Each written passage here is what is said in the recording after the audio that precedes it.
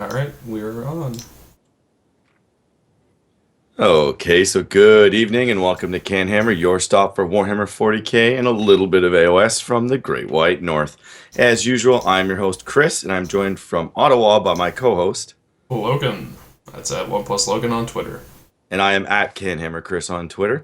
This is episode 75. It's going to be a little bit different than our usual episodes, as we just got back from Adepticon today, actually, technically. Yep, Uh, 76. Episode 76. That's how uh, tired we still are. Yeah, so we got back We've gone back today in from time. Adepticon and we wanted to, my phone's been blowing up. We wanted to get this episode out there, tell people our experiences and let them know how it goes. So because of that, since we did do mostly 40K, but I did a little bit of AOS.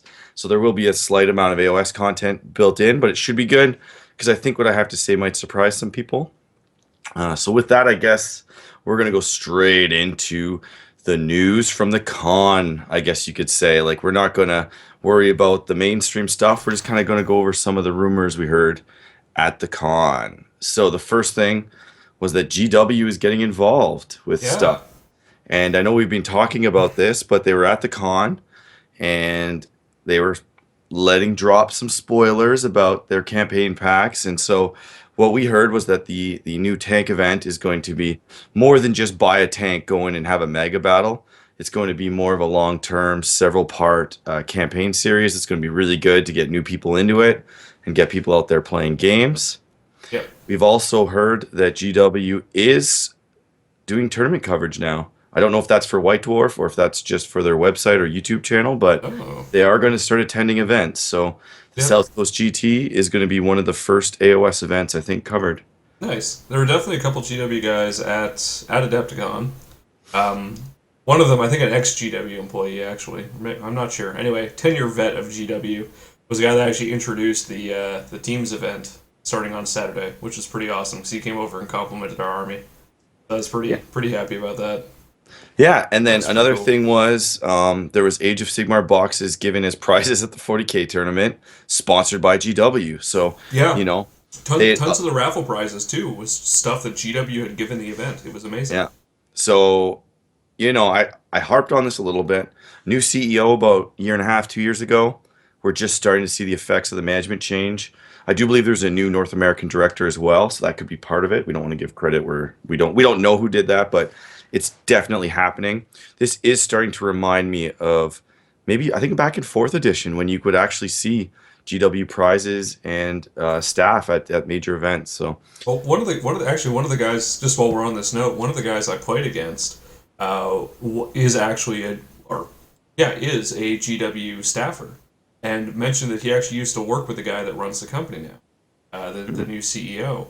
And yeah, I mean, everything that sort of we've been assuming seems to be exactly the case. This guy is way more community oriented, and basically, apparently, everyone was screaming at Kirby about the fact that he was shutting it all down for so many yeah, years. So yeah, it's really really good. I'm really happy to see this change. yeah. It was one of the best GW focused experiences that I've had in a while. Just like, holy shit, like this stuff that Logan and I are trying to stay positive with on the podcast is actually coming true. Like Yeah. our speculation, and we're very happy for that. Okay, so is there any other rumors that you learned at the con or? The only other thing I really picked up is something that's sort of full blown news now is that there's new Chaos Space Marine stuff coming out next week finally. Yeah, Um, it's over on Spiky Bits if you guys want to check it out. I'll put a link in the show notes, but otherwise just go over to their site. You'll find everything probably on Bowls and Fade as well. yeah, It's mostly junk, but there's a pretty cool sorcerer formation that's on there, so be fun to play around with. yeah. And you say that there was stuff that was considered junk that turned out to be broken. So you never know. Uh, But okay, anyway, I take a look at yeah, I it. understand. I'm just teasing you, but it'll be good. It's good for the chaos just to get some kind of formation Yeah, so that they can yeah. take something extra. And even if they're not optimal, it is what it is. It's still new But toys, right? yeah, so we're not going to go to. We're kind of I think that's it for our news. We've been spending the last maybe week painting and prepping for Adepticon, so we've been out of the loop. But we just wanted to share some stuff that maybe people out there maybe didn't hear because they weren't there. So that's it for news for you, right? Yeah, that's everything I got it right now. Cool. So did you pay anything special for Adepticon? I paint anything special for Adepticon. Yeah. Um, Not really. I mean, it's just a matter of finishing my army. And that was my Tau Double Storm Surge Triple Riptide list.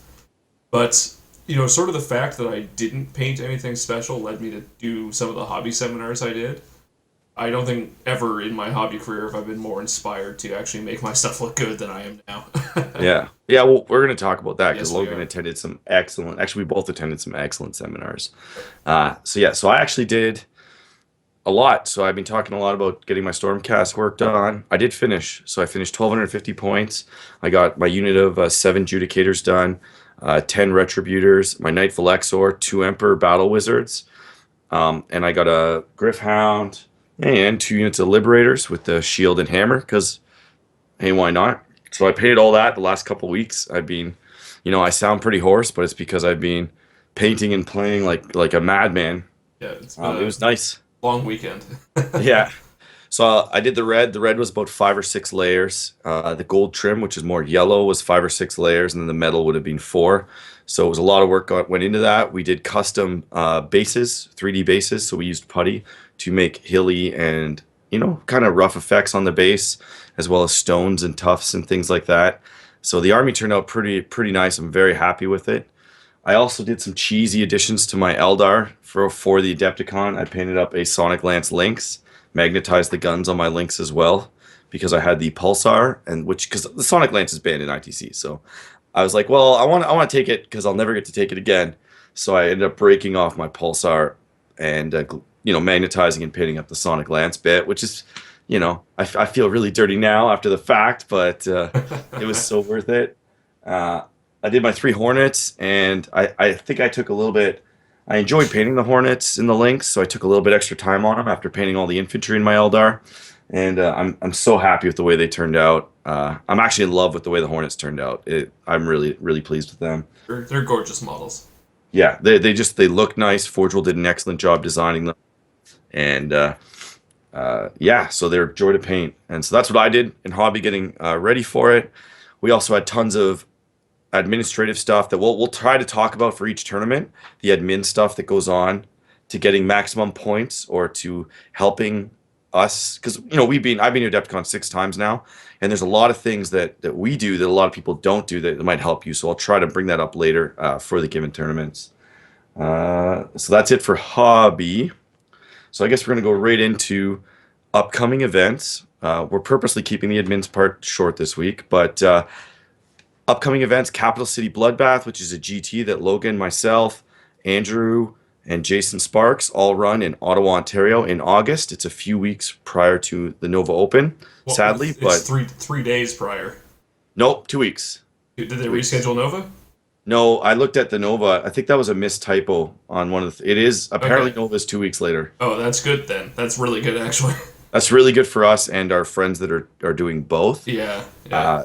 So we're doing a 40K doubles on the Friday, 2-man doubles, nothing fancy, but it'll be really fun. Doubles are a really popular tournament in Ontario. And then we're doing a 6-game GT Saturday and Sunday. We have enough spots to theoretically become a major ranked ITC event. We also have AOS singles on the Saturday and Sunday. We have X-Wing and Batman, and it'll be a really good time. So please check that out, and we'll be, always talking about it because it's our big baby that we run. So, I'm sure you'll be sick of it eventually, but it's the shit in Ontario. So Yeah. that's a little arrogant on my part, but I'm okay with that. It's a good So event. It's a good event. cool. So let's get into it. Adepticon. So Adepticon. let's start. So we got our armies fully painted, and I feel it's very important that we finish our stuff before we get to the hotel, because it does ruin your con experience painting in a hotel room. Poor Will. So yeah, poor Will. He did it. He does it every year though. But I personally do not like to paint in the hotel room. So I actually I didn't pull all nighters, but I stayed up late the weekend before the con. I basically pretended like Monday was the final deadline, and so I stayed up as late as possible to get it all done so I could, function at the con, which was kind of nice. So we left Wednesday from Cornwall, Ontario at 6 a.m. Sun was not up yet, and we started our 14-hour drive to Chicago. That was a long, long haul. Oh, yes, it was. We ended up getting there, yeah, just before 9 p.m. Yeah. But fortunately, there were no lines. Check-in was quick. We went straight to our rooms. I think we even had time for dinner, didn't we? Yeah. Yeah, we grabbed food even before the thing we had to do. So It was good. Now, one thing I want to talk about is like people go 14-hour drive. That's horrible. Why would you do that to yourselves? Well, we wanted to bring proper display boards this year, so we need the room in the van. Now, there's also this drive saved me game points because so we get in the car and we start discussing. And we made kind of a point of asking questions and discussing the Adepticon FAQ and contentious issues that may have arisen. So, for the average person, a 14-hour drive is ridiculous. To us, it was, hey man, how does Warp Spiders work with Interceptor at Adepticon? How does this list work? Is the Pale Host being illegal? How does that affect our lists? How does the Sonic Lance work? Just all these things. Like, it's very important to come prepared for a long car ride with if your friends maybe aren't tactical savvy. Like Logan happens to have been on the up with all the Adepticon stuff. He knew all the FAQ stuff. He knew all the garbage that we needed to know. So asking questions, getting the builds up. What do you think this guy is going to bring? This is the top demon player. He usually brings this. So what would we do? Like we did a lot of hypothetical, a lot of list building. We analyzed the hell out of my list. I think we analyzed the hell out of your list too. yep. Like Oh what yeah, would especially on the way change? Yeah. back. But I remember sitting in the car and being like, because lists aren't due before the event, so we were just hammering like, are you sure you want to take that Wraith Knight? Yeah, like I was like, Will, do you sure you don't want to borrow some of my Warp Spiders? Like we just hammered through our lists and just made sure that we knew exactly what was good. And so the one ruling was that, and this saved my life. It's the only one I remember because it really saved my life. I'm sure there's a dozen more that I did but didn't. Is that Warp Spiders or anything when they deep struck, if they could not be seen, they cannot be intercepted, as per raw from the rulebook. But I think that's generally played that if you have smart missile systems, you can intercept without line of sight. And I may be wrong with that, but I think that's generally played that way. It depends on the fact. ITC doesn't allow it either. ETC, I'm not positive about, but if you don't play in those comps, there's arguments in either direction. Mm-hmm. The thing that was unique to Adepticon's interpretation of it is that when you declare the shot with rules as written or any of these FAQs, the target has to be in line of sight, so that's fine. But where Adepticon clarified or changed, whatever their interpretation was that if the warp spiders then jump out of line of sight, you cannot complete the attack, despite the fact that when it was declared, it was in line of sight, and the attack doesn't need sight after that. And the So kicker is that the Warp Spider rule that says that gun can no longer be fired kicks in, and they just lost their smart missiles. yep. So if your opponent isn't up on that rule, they declare that, you just saved yourself one round of smart missile shots. Which, if you're playing in a basement, I'm going to let you not declare it, or I'm going to remind you. When you're playing on one of the top tables, round 4, you don't. You just let them not shoot their gun. Yep. Yeah, so that was awesome. I think the car ride went really fast until about 8. We drove through 3 of the worst cities in the USA, sadly, but it was a fun drive, and that's just kind of what I wanted to talk about. Make the most of your drive to your con. Bring that stuff. So while we're on rules things, we do have to eat crow for last episode. Well, I don't think I have to eat crow because I think I was arguing the right side of that argument. I think somebody else has to eat a little bit of crow. You can phrase it however you want, Chris. In the end, we all had something wrong. Well, we totally did. I had We one totally part did. wrong, and We you had totally one did. part wrong. So this is the public admission / apology for the demonic corruption situation that we had last week, or last show, I should say. So I think a lot of people who have read this rule are equally as confused and probably pissed off about it as a couple of us were, especially myself, I'll admit. Now, the one thing that we sort of glossed over in all of this, we were So talking a lot. let's go over the rule. It was Okay, demonic corruption. The argument was we had 2 points of the question. One of them was a demon unit takes an objective, and then it can only be contested by an obsec unit. yes, Was the first part of it, and then the second part was, can they control multiple objectives? Because it doesn't say that unit has to control it. right. So So to very quickly address the second part, that's sort of still up in limbo. We'll probably come back to that one in a later show. It's not overly clear to me. We It's know, not clear. It's yeah, not clear. Does the we army know how control some it or does the unit? exactly. So we know how some events are treating it, but it's up in the air. We'll see if GW have Hickey. For the first part, though, and this is the part that we were all getting a little bit heated about, we were saying that in order to contest this objective, you have to be objective secured. So we spent about an hour after the show poring over this and arguing about it, really, only to actually open up the rulebook and sort of reconfirm contesting isn't actually a thing. It doesn't exist in the rules. Yeah, that's It's the hard part. It's hard to find a rule that doesn't exist, yeah, right? so it's Like, it's just sort of an arbitrary term that's come up for when two things deny each other the ability to control an objective. Um, but for the actual objective controlling rules, all it says is you have to be within 3 inches of an objective. without an enemy Without model within three. exactly without an enemy model being within 3 inches of that objective. So I mean, corruption is actually really, really simple when you read the rules, which is kind of embarrassing. But yeah, I mean, it doesn't matter where you are, you count as controlling the objective until something else controls it. And literally the only thing that's required in order to control it is to be within 3 inches of it when the other unit isn't. Yeah. There's actually nothing else that affects that in any form. So the demonic corruption is nowhere near as bad as it could be, or as bad as people are thinking it is. Um, Really, that second point though about can you control multiple objectives? Yes or no? Who controls it? Is it the unit? Is it just arbitrarily controlled? That's sort of up in the air, and I think that's where the next part of this is going to go. But even with a conservative ruling on that part, it's still a really strong rule. Oh, it's awesome. I'm not denying It, that. Yeah. yeah, but it's much less insane now that we actually understand it. So apologies for providing some misinformation. Yeah, no problem. I wanted to get to that earlier on the show, but we kind of missed it. But that's okay. So cool. So we'll move on. We finished this awesome drive of learning rules and updating facts. And Will Paul would not. I think last show I said that Will Paul drew the short straw and was going to read the rule book to us, and he refused. But so yeah, so it was make the most of your car ride or plane ride. We get there. We're at the Renaissance, beautiful convention center in Schaumburg, Illinois. Yep. It's got the Adepticon feel, the Adepticon signs. We check in, we go, and you and I signed up for a 40K tactical seminar. Yep. Advanced 40K tactics. So this seminar consisted of 2.5 hours with two US ETC players. One of them was Aaron Alon. The other one was, oh my God, the demon guy is Justin Curtis, and then Justin Curtis. yeah. So There was Tyler.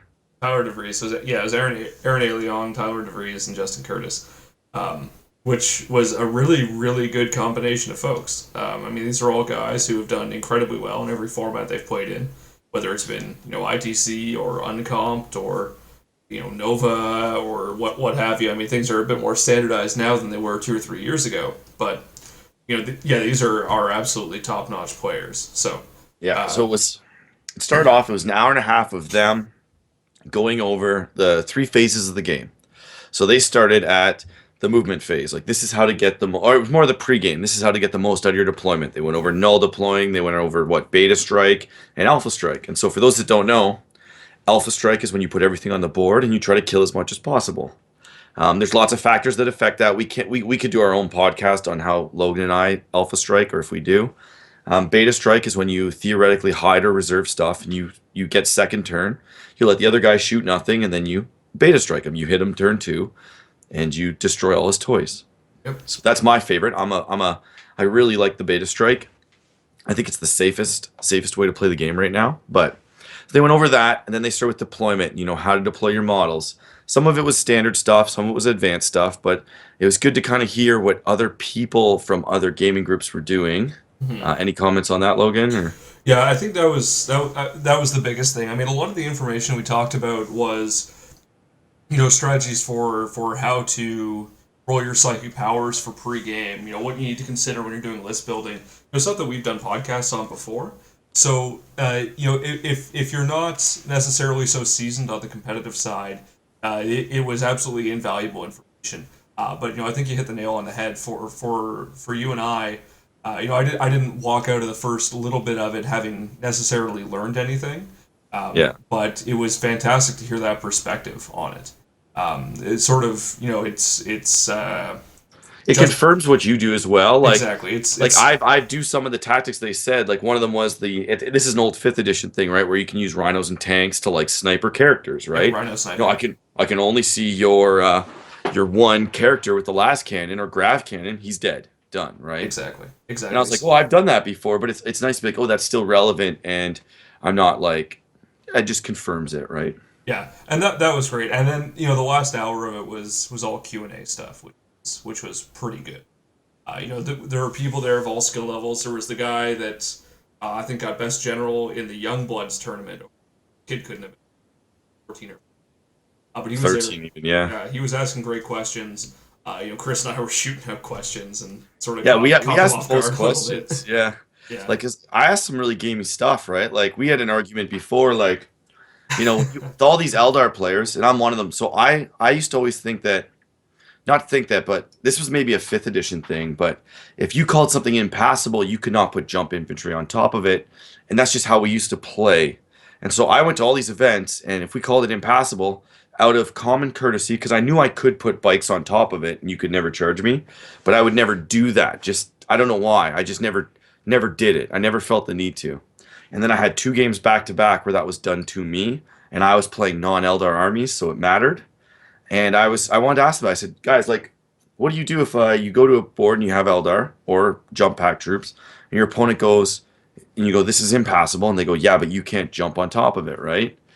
And they didn't really know how to answer that one either. And I said, well, like, he says you can't, you say you can. Do you 4+ it? Do you call a judge? And I think they said just call a judge. yeah, Now, the one thing that I really, really got out of it, I don't agree with as a TO 100%, but they said whenever there's a doubt, call a judge right away. That's why they're there. And yes, that made sense. At Adepticon, they had 4 guys or 5, 6 guys, judge shirts on, walking around with the rule book to answer those questions. Some events don't have that, so you may not be able to do that. But at a major GT, I kind of agreed with that. Get the judge there, because you'd be surprised, and this happened to me about a dozen times by top end players over the weekend. No, I know for sure that's how it works here, and it didn't work that way. And I don't know if they just didn't know or if they just didn't, like, I'm sure they just didn't know or whatever, but it was a big deal in some of my games where I knew it because, as I said, Logan and I talked about this shit in the car. I felt this year that we had the best grasp I've ever had in my life over a big events comp pack. yeah. So, And while we're on that note, I want to give an enormous shout out to the TO and judge team at Adepticon for both the singles and the teams. They were readily available everywhere. Were fantastic for answering questions. Hearing both sides of stuff, and just a friendly bunch of guys. It was actually a fantastic resource. And that advice to just call a TO. Really, if you're at Adepticon, do it because it's going to be faster and easier than looking stuff up half the time. yeah. And You did a it's great it's job. worth it. It's worth it. Trust me. Like, it mattered. I got points based on that. So, and that's all Oh we'll yeah, say for now. But so that seminar, I would highly recommend the Advanced Tactics seminar. Even just because you read these guys on the internet, and now they know you and you know them, right? yeah, I ended up, playing some of them and running into a lot of them now, and it was like it gets you familiar with some of the top players in the U.S. Some I already knew, some now I know better, and they're nice guys, and it's worthwhile to speak with them. yeah, So. definitely, definitely. So we're gonna move on. The next thing will be the championships, which was the next day, and then we're gonna take a break after this, and we'll see how that goes. But so you brought, I think we already talked about your list in a previous show, but can you run quickly through your towel Yes, list? super quick. Commander 2+, feel no pain. So the 2+ T5 armor, drone controller. With 2 marker drones, unit of 5 marker drones, 2 individual crisis suits with flamers, 3 burst tides, and 2 storm surges with the pulse driver cannon, 4+ invul, scepter, all that good stuff, and an inquisitor with servo skulls. Sweet. So I also had the Inquisitor Servo Skulls, D Knight, 6 units of jet bikes, 6 units of spiders, Farseer, Autark. I think that's it. So one thing that I was really playing with, and we asked at the seminar too, and I said, "Hey guys, I want to bring a D knight tomorrow. I'm bringing a D knight tomorrow," and they went, "Ooh, that's a bad choice. You should take the Sriracha knight." I said, "Oh, I don't have one." They said, "Oh, well," and I said, "Well, should I bring a Lynx?" They said, "No, don't bring either of those things. Bring something else." And I was like, "Okay." I just wanted to know their opinion. I was pretty much already decided on taking my existing list because Logan and I had talked about that, and we changed my list about 3 times, and then we came to the conclusion that Chris, you play with this list before many times. Just take it. Yeah. Like I've only played with the D Knight. Why get creative? Take the D Knight. You know what he does, and it's not worth trying something new. And I kind of agreed with that. Um, I do agree that the D Knight is a suboptimal choice nowadays, but some people might ask, hey, but Chris, hey, we've been hearing the 9 Warp Spider unit. Why didn't you take that? Well, the Pale Host was banned. And also, I could have taken them if I took double CAD, which was easy. The Adepticon championships severely awarded objective secure units. Yeah. So Yeah. that's why I moved back towards more bikes, less warp spiders. Was OBSEC was gross in this. It was like amazing. So I think a lot of people spammed a lot of it. Um, the short answer is yes. So, for example, on just how important OBSEC was, you could literally win the mission by having a single mob OBSEC consistently. Like you could play those missions with Battle Company, for example. You could kill nothing of your opponents, and you just by plopping yourself on objective, sitting there. Which is it's a different kind of mission than we're used to. I'll say Yeah. that. It really hurts a lot of armies, and I think just to sort of prove that out rather than just bitch about it, top 16 was 8 Eldar players and 3 battle companies. Yeah, doesn't So surprise me though. Doesn't that didn't surprise me even in a non-OBSEC environment. now But you know what did surprise me though, and this isn't giving away any results. There was an AdMech in top 4 or convocation, and I agree 0 with that. objective Yeah. secured. So Yeah, so we say that, but you're right. If you can do enough damage and play well, shout we out don't want to take it Cinematic. away. I just think that like, one thing that they talked about at our seminar was prepare your list for the event. And I think Yes. reading those Adepticon missions, instead of taking 4 units of 3 bikes or 3 units of 3 OBSEC bikes, upping it to 6 was a good decision. Cool. So we're gonna go on round one. Who did you play, or what did you play? Just Round one, I can only vaguely remember my opponent's names. I remember round one I played against a guy named Sam, who was a fantastic opponent. We had a really really fun game. It was a complete nail biter. I was running a list that's super heavy Alpha Strike. He was running Grav Heavy Gladius, which is like the hard counter to my army. And this was somewhere where he read me like a book. He read me like a book. So I deployed my servo skulls to be very careful about something. So basically, I had first turn, right? I had first turn. I opted to deploy my stuff down, and he noticed that I was pre-measuring out 30 inches to his deployment zone for grav range, right? So yeah. he moves up 6 and shoots 24, right? I said, what's the No. range on grav guns? And we looked up. It was like, oh, it's 24. So you can move, rhinos. You move 6 and you shoot out of it, right? Yeah, salvo's half range if you move. Yeah. So It happens to everybody, buddy. Everybody yeah, has a but brain what fart. I realized after the fact, I was really beating myself up about that because, if he had deployed the same way and I had moved 2 inches closer, I would have had the game just handed to me on a silver platter. But I realized, and especially after catching up with him on day 4, he knew right away what my mistake was and just took full advantage because I wouldn't have been able to do enough damage. So he played that very well, very Yeah. very well. And I made a couple mistakes in that game. I moved a guy an inch too close. I didn't measure it correctly for a certain angle, and ended up losing a Riptide here, a Storm Surge there. But we did the game was a nail biter down to the very last turn, and if it had gone on one more turn, I could have pulled out some good points. But I walked away getting 5 points, and he got 25 in that round. Yeah, awesome. So I go up and I played Jared Bond, which is a fellow Canadian from Ontario. Yep. What's up, Jared? He's one of our Patreon subscribers for our YouTube channel, One Plus Armor. He was playing a Harlequin army, and a really well painted Harlequin army. So I was like, wicked, okay, this is gonna be kind of good, fun game. A lot of people would be like, oh, Dear Diary, jackpot Harlequins. I was scared because the high initiative means my warp spiders lose a ton of effectiveness. And in that game, I definitely was like, that was really nice that I had 6 units of bikes. I was so happy that I took the strength 6 over the wounding on initiative. So the mission was you had to take the center of the board. There was a big circle, and I deployed Wraithy and my D cannons, let him go first, because my whole goal was put the Wraith Knight in the middle to contest him, because he had no OBSEC, and that way he would never get the on-turn scoring, which is scoring the middle every turn, so I wouldn't fall behind in that, and then I could take objectives at the end of the game and do a big win. Put the Wraith Knight just in the center. You had to be completely in the circle. And I'm like, cool, I'm going to contest this. I'm pretty sure you can't drop him turn one. It's going to absorb all your firepower, whatever. And he dropped him turn one. He bumped up. Solitaire went straight in. One unit of Harlequins on foot went straight in. I think he took a few cheeky wounds off in the shooting phase. Boom, Wraith Knight exploded. But I was like, you know what? In order to kill it, he had several units out of position straight towards my line. I was then able to beta strike with all my bikes and warp spiders, kill enough that he couldn't hit me back round two. I took another round of fire, and then I was able to by about turn 3 and 4, really start taking all the Harlequin stuff off because it's just so fragile. Yeah, And it goes down fast. yeah, and he wasn't able to engage me. I just kept my range and my distance, and it worked out really well. But it was a really fun game. Thanks, Jared. So we're going to round two. Who'd you play? Round two, I might get some names mixed up. I believe the guy's name was Jeremiah. He had 8 Riptides.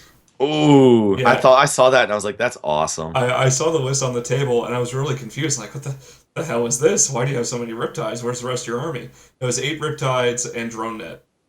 That's an awesome army. That's an awesome list. I It was think. really cool to see. We had 11 Riptides and 2 Gargantuans on the creature. 2 Gargantuans on the table in that game, which was just a sight to be seen. And even then, we had less models on the table than most single armies. Uh, so yeah, the beginning of the game, I got first turn, and I shot 8 D missiles at a unit of Riptides. Guess how many wounds I did? I'm gonna guess two. I did Guess you're 5. terrible. Oh, I you did did 5. five. I did So that's pretty good. I That's killed not it. amazing. Yeah, That's good. eight D shots killed a Riptide. Did he have a 3+ invulnerable or did he have Nope, cover or? nope. That was just 5 ups. I rolled like crap. I got I got 6 of the 7 hits or whatever, and just anyway, didn't go well. So we did that, and I crippled one of the units of Riptides, got it down. He passed his test though, which is really good. I think I killed 2 units of his marker drones, but I was a bit too cocky. I put my storm surges right up front, thinking they could weather the shooting back. I really underestimated how much shooting 6 Riptides have when they hail fire. Especially, even if they're wounding on 6s, it's a lot that goes through. So his turn 1, he did 1 wound to a Riptide, 'cause I think he was out of range of one of the Storm Surges, and killed a Storm Surge, and got another Storm Surge down to 4 wounds remaining. So at that point, going into turn 3, I think I killed all but one of his marker drones. And it was really just trying to decide whether I was going to do, put the Storm Surge up to sort of sacrifice and get what shooting I could, or try to run him away, knowing that the turn after I'd still be Yeah. able to catch up. So again, I got a little too cocky. I put the Storm Surge up. I didn't get as many wounds as I thought I should have against the Riptides. So he didn't even end up having to test. So it didn't go too well for me there. And then we spent the last couple turns just sort of jumping around. We had Riptides, 2 Riptides chasing 2 Riptides on one side. We had a Riptide chasing my commander and the marker lights on the other side. And then the last turn, everything went south. I failed, I think, 5 3-up invulnerable saves and the Feel No Pains, and lost a Riptide in combat. He Well, made that's what you get. Yeah, that's what he you made a get. 12-inch charge on my commander, and I got nothing that round. It was pretty fun. It was a really cool thing to see on the tabletop. Awesome. So round two, I played Bill Keefe, who frequents Du Bois GT, which is one that we go to regularly. He's from Buffalo, New York, right across from Toronto, so we're familiar with all that stuff. He runs the, was it oh, Beer and Wings Tournament GT? Oh, beer Oh and my wings, yeah, God. yeah, yeah. Yeah, Beer and Wings, Yeah. or Beef and Wings? Beef Beer and and wings, Wings? beef and wings. Beef and Yes. Wings. Sorry about that, Bill. I have his card here somewhere, but it's hidden. And he had a Skyhammer, fully kitted out Skyhammer. And then he had a Librarius Conclave with Tigerius, fully kitted out with like a Tech Marine and an Inquisitor in it and all that good stuff. And he was like the Alpha Strike. I'm gonna summon Bloodthirsters and Big Papa Nurgles. and it was awesome. It was kind of like an Alpha Strike army. You know, you sacrifice a couple librarians here and there, gets a couple big monsters in your grill, and I was actually scared because um, one of the things with Eldar is when Skyhammer can cripple you. You can't do the beta strike. You have to take a round of Skyhammer. And if he's smart, he takes all of his grav guns, kills your Wraith Knight, takes all of his bolter guys, pins like 3 of your units, and then his assault marines could theoretically take out 2 to 3 more units. Now, one thing is he didn't combat squad his assault marines turn one. So that limited, and he had the skulls for the low scatter, but that limited. You can combat squad those guys, right? I Right away. I don't know. I know you can for the Drop pods for Devastators. sure.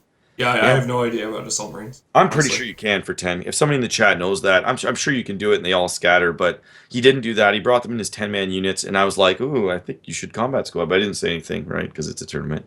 And so, yeah, he came in, nuked 2D batteries, nuked a warp spider unit. I do believe that I kind of put in the middle of the table to suck some of his stuff away from the edges, and he got my Wraith Knight turn one. But I had my whole army on the board.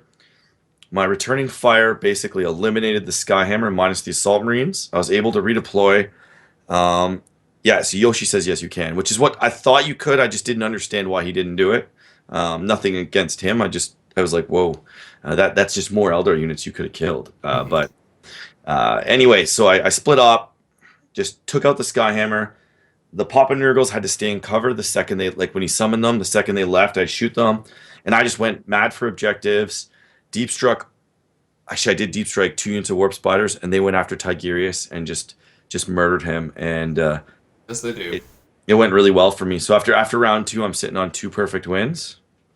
So who'd you play round three? Round three, I played against. I want to say the guy's name was Nick Holt. He was running a pretty cool demons list.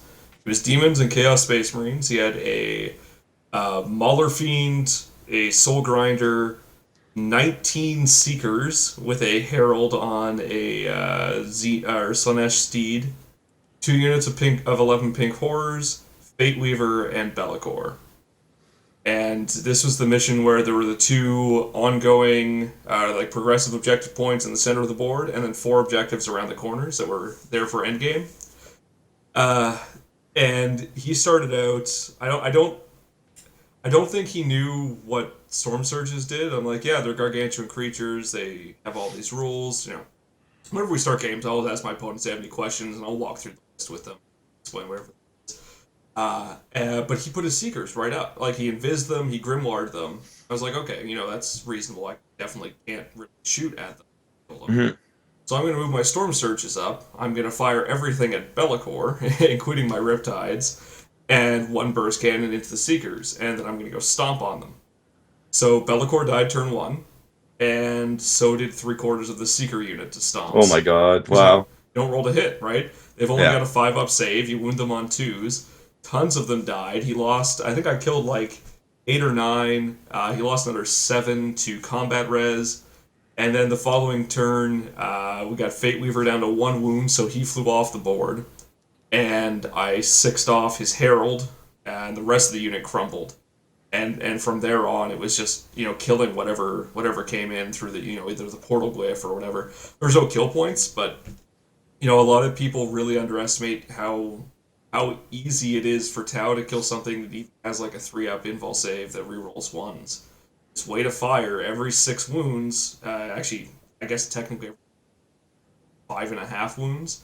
Going to fail it, and when you get 72 smart missile shots, Yeah. And you get to twin link the world, yeah, right? So you're killing something. yeah. So yeah, it's tough to deal with. So If you you got to have no play. other legitimate targets, yes, Yeah, go after the stuff you you got to kill. be you got to play conservative with that stuff. But the end of the game, we were playing through. We made pretty good time. We finished. I think we actually rolled to see if the game ended. No, we didn't. We played to the end of turn six though. We did roll for turn six, and it ended with me running my storm surges across the board, trying to kill everything I possibly could, and then making. It was like a 2-inch charge at the end of it, but being able to kill something in shooting with 1 wound going through Yeah. just to kill the unit and charging and being able to get the objective to take the win. So I ended up getting 30 points that round. Uh, But it was a tight game. Actually, didn't you get 25? Because I remember I thought No, that you're you right. five I times did you get you 25. I did because get I was like, 25. whoa, you 5 times your score that round. Yeah, Not to yeah, I be did. mean, but that Yeah, I was did get 20. because you were getting a little bit pissed off, but I had to keep reminding I you wasn't that pissed this off. I is was not pissed off. disappointed. I shouldn't I say was pissed off. Sorry, disappointed.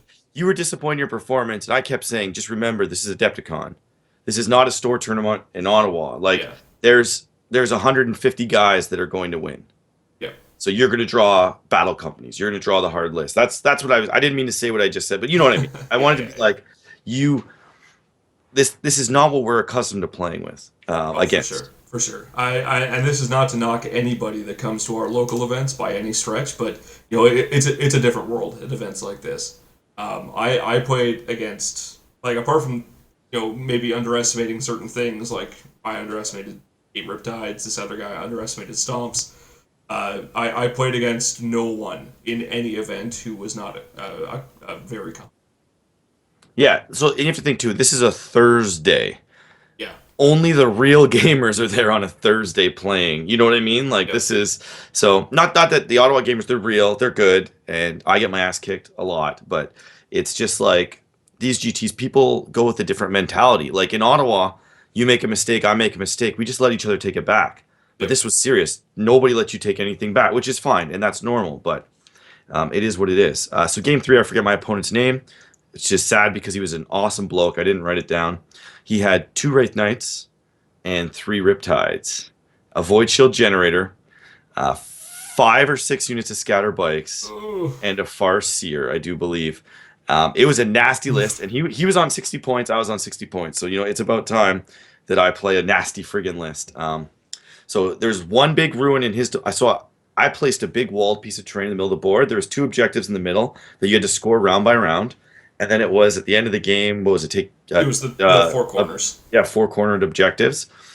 So I placed ruins in the back corner. He placed ruins in the one side. I put the wall in the middle, and then I put like just hills and craters in the one end. And so I took the end with the solid wall on it, but all craters in the back. He took the ruined end, put his void shield down, and then he had to clump his army, right? He wants them all within range of void shield, all of his riptides. He wants his two wraith knights in there, and he wants all of his riptides protecting his wraith knights from all my warp spiders coming in with interceptor, right?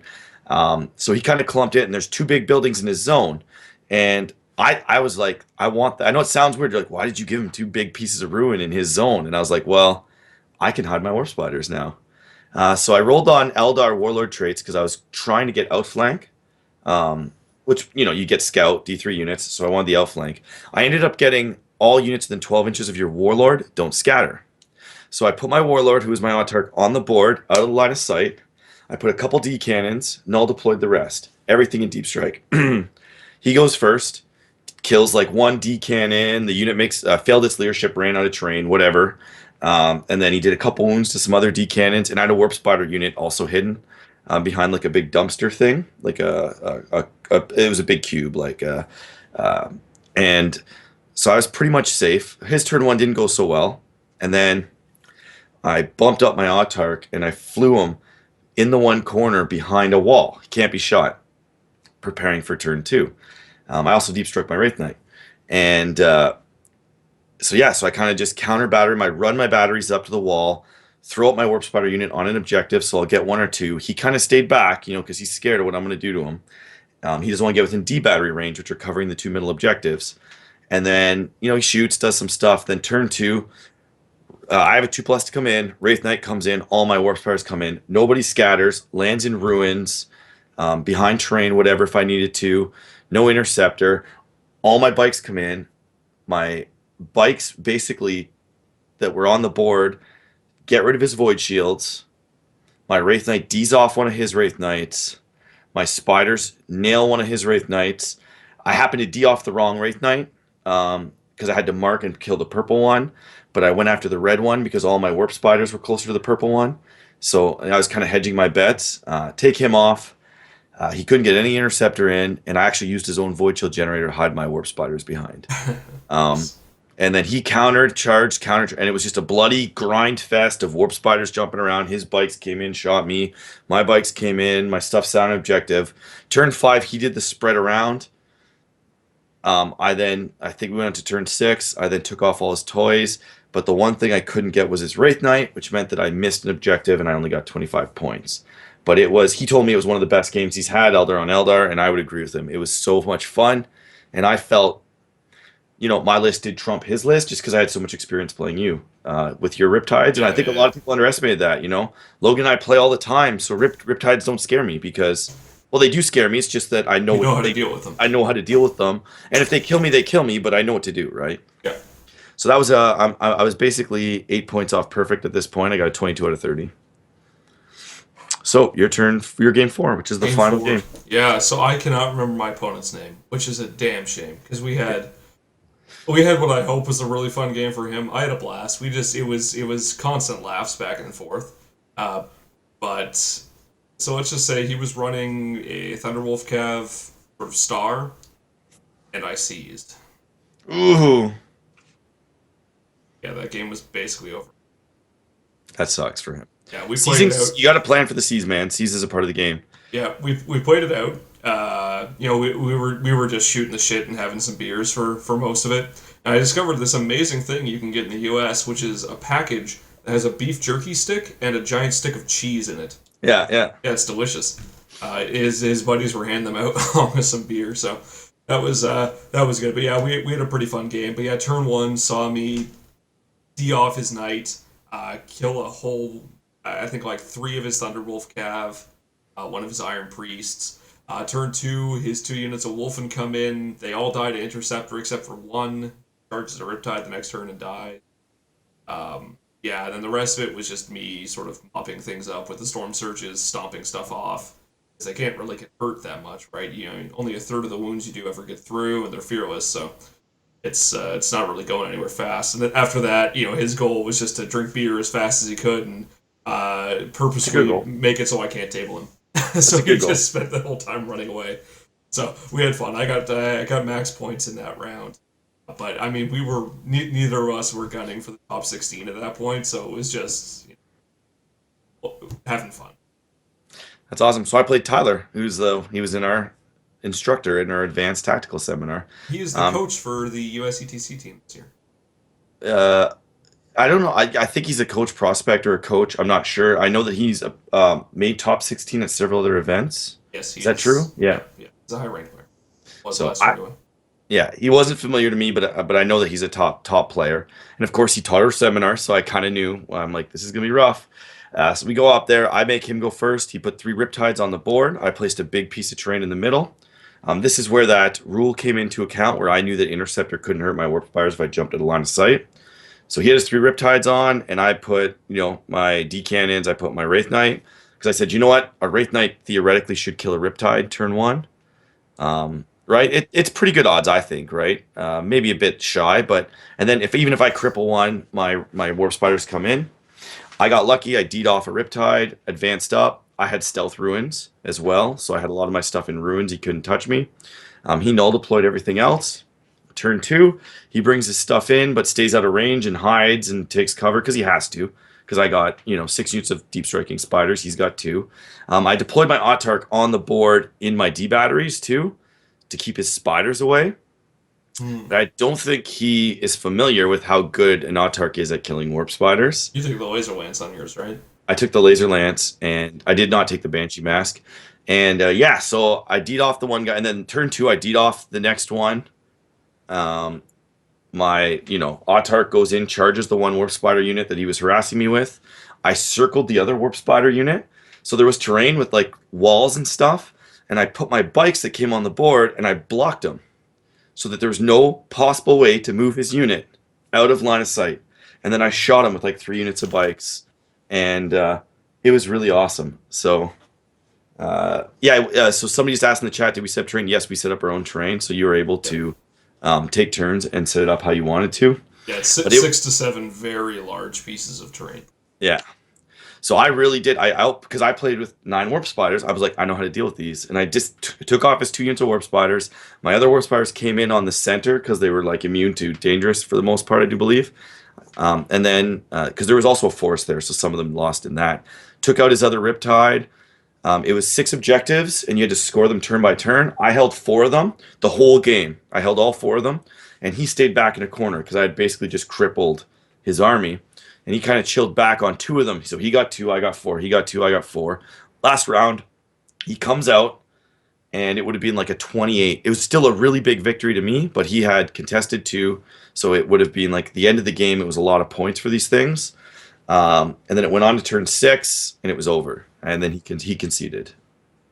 So we don't even know. It might have even been a 30-0 when he jumped out, because he jumped out and he said, "You know what? We'll count it up. If the game goes, we won't count it up." Well, he did the best he could. He said, "If the game goes on, you basically got it." He says it might not even be worth rolling if we count it up now, but we still just kind of went on, and so I sat on 3 perfect wins and won 22 out of 30, which is pretty good. So how'd you place overall, Logan? Not as well as I wanted, but I'm still happy. I went 2-2 at one of the biggest events, 187 people. Ended up in 102nd. I think that's a really awesome showing. That was 102nd on battle. 100 and, yes, that was actually purely on battle. I don't know what I was overall. I would imagine pretty close to that though. My hobby scores were not great. Okay, sounds good. And so I actually got 7th on battle, qualified for the top 16 championships, Yep. and I tied for 3rd overall with 2 other guys. So I ended up getting 5th by battle tiebreakers, but I tied for 3rd. So we're actually going to take a quick break, and we'll be right back.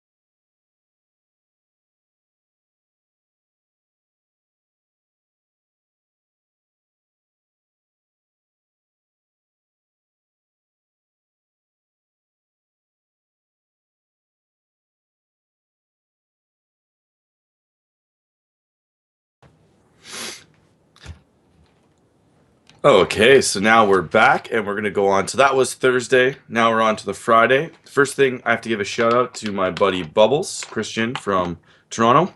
He had 12 metal warp spiders in his collection that he did not want, and he gave me a super sweet steal on them. So I'm now up to uh, over 75, which is kind of nice. Thanks for that one, Christian. I appreciate it. They are one of my favorite aspect warriors of all time. Not solely based on their rules. That's a lie. It's solely based on their rules. It's But definitely the models, right? The models are the best. cool. So everybody's going to expect us to talk about the top 16 championship, but we cannot because I actually did drop out. I was seventh, so I would have played the seventh from the what's 16 minus seven? That would be ninth. So I'd have played the ninth player. I don't know who that was. I didn't want to know. I had made a commitment with a friend of mine to play AOS doubles. I busted my ass to paint up an army to match his. I did custom bases. I bought a Stormcast Eternal army. And I just want, friendship's more important than that. And like, what am I going to do? This army I painted, I'm never going to use again. Like, I specifically painted for that event. That's not the army that I really play in AOS. It probably will be now because I enjoyed it. But so that's that. So we're going to go on to Logan's first seminar of the tournament. He'll give a brief overview on whether it was worth it or not. Yeah. So I decided to get my hobby on at Adepticon this year. I always say how my paint jobs are shit. Half of that is being lazy, and the other half is just not being very good with stuff. So I decided to take an airbrushing seminar. So Awesome. it was run by Ken, whose last name escapes me, but he is the president of Badger Airbrush.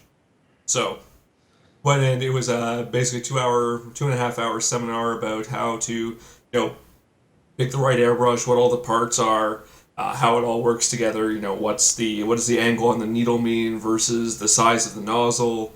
What's gravity fed versus having a hopper or side feed. What are the different pressures? How does it all work together? All that kind of stuff. And this guy was just an outstanding resource. Really friendly dude too. Apparently, is the guy that the calls all go to if you call up for airbrush help too. But he's not an artist at all. His hobby is collecting baseball cards. he apparently never paints, but he knows this stuff inside and out. So that was really cool, and it's sort of Well, just put it. You wouldn't want your hobby to also be your business. If you're the president of an airbrush company, you know what I yeah, mean? Like, that's your day job. I understand. I actually get that 100%. yeah. Sorry to interrupt. But. No worries. So the result of all of that was that I ended up spending $240. Now, if you look at the retail on this kind of stuff, $240 gets you a compressor and Or nothing just or else, just a brush. My or just a brush brush. alone was 200 and something dollars. For $240, I got that compressor you just saw, this airbrush, which is a Renegade Chrome, which is a $200 Canadian brush. I got a hose, I got a bottle of cleaner here, and I got, in that box right there, the full line of Minotaur paints. 84 paints for $85. Awesome. They're $4 a pop retail. The deals at Adepticon were unbelievably good. Mm-hmm. It just, I was talking to Bruno from my team's event, and he was telling me, if you're going to buy an airbrush, do it here. I hadn't realized how big these discounts were. So I ended up paying like 30% of retail for all this stuff, brand new. Yeah. So it's fantastic. So Ken, if by any chance you watch this, which I probably won't, but who knows, you did a good job selling me on that. Awesome. And if Logan's doing more hobby, that's a miracle actually. Yeah, it is. It Oh, well. really is. So I'm really looking forward to using it. The only downside was my compressor did not come with the right adapter for my hose, so I can't actually use it. So I got to get into a better place. That's okay. Even if you have to spend a few bucks on like eBay or something, you'll be It's fine. fine. Yeah. So we're gonna move on. I played in the AOS doubles, which I was really excited about. We had Alex Gonzalez, the head TO for Warhammer Fantasy, on the podcast a few months ago. I was really looking forward to this. A real 40, I think it was 40 something person event. Playing Age of Sigmar, get some competitive people in there. some people that really want to advance the game. We're using a real comp system SDK and just see how it goes, see if it was worth it, see how fun it was. And a friend of mine, Mike Butcher from Wisconsin, he is a beautiful converter and painter. I was gonna say beautiful man, but no, he's a beautiful like converter. His armies are gorgeous, and he did this samurai ogre army. And now, if people know me, they generally know that I don't like playing with other people's models.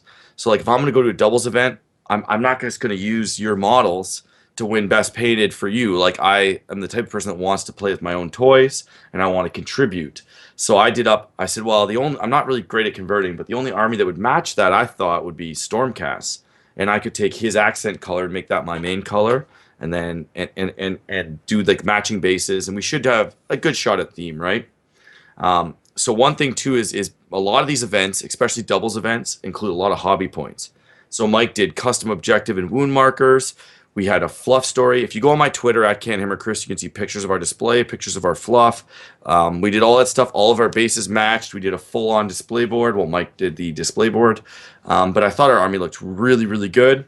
My stuff did bring his painting score down a little bit. Like, let's not lie, but I'm just glad that it was half of my army on there contributing. So round one, I forget the guys. I don't know who these guys were. They were new to the hobby. They were spray painting their skeletons in their hotel room, and then they ended up getting overspray on their bathtub and were up all night scrubbing it off. And it just their stories were hilarious. But they had a really hard army. They had Tomb Kings with Khalida and tons of archers. And then they had Dark Elves with tons of bolt throwers, lots of shooting. The Dark Elf characters have like a radius where they can buff the shooting, double the shots, reroll everything.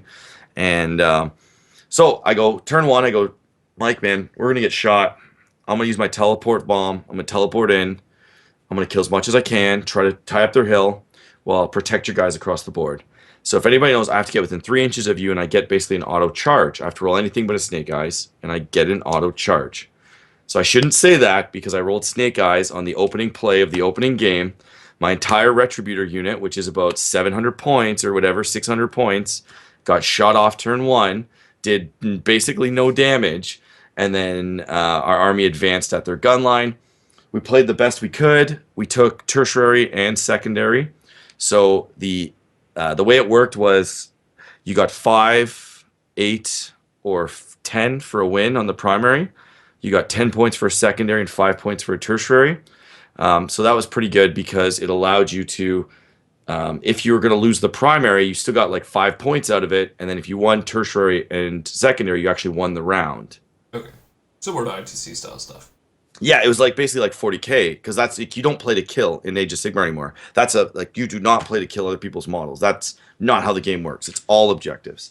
And so we actually won round one by me basically and Mike taking our secondary, tertiary, and losing primary. But we had more points in them, which is fine. We move on to round two, and we played two guys that were from Michigan, and they were there to win it. They had 2 hell cannons. They had the Lord of Change. Lord of Change has a spell that does like 6 mortal wounds a turn. It does 9 shots on a 3+, so 6 mortal wounds. They were back there, and I know Mike was like, man, this guy, the one guy, like I guess tabled him at another event, and so I was like, okay, it's okay. We'll take care of it. We'll go for tertiary and secondary because I obviously saw that pack and was like, well, if we get tertiary, secondary every game and lose primary, we're actually only like 15 off perfect, which isn't bad, right? With our paint score. So we ended up pushing in at him. I did a teleport bomb, and it was funny because I read my opponent really well. He had a big unit of Cletus Star, and I was like, I'm going to go all or nothing in the Cletus Star. And I was like, kind of lining my unit up, teleport in. I'm like, do I put him there? And you could tell by they wanted me to kind of do that. And I went, no, I'm going to put 2 of my maces on the right flank. I'm going to put into his Morghast, I'm going to put 3 maces in. And then I'm going to put the rest of them into the skeletons. And I'm going to try to punk 2 units. Get this, because the skeletons, if they're over like 20 guys, get double shots.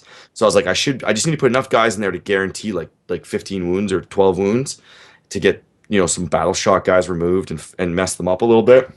And then I said my 3 maces will cripple his Morghast, tie him in, and I also tied in a shooting unit on the side. He can still shoot, but it means that he's pinned there for when my opponent comes up and follows up.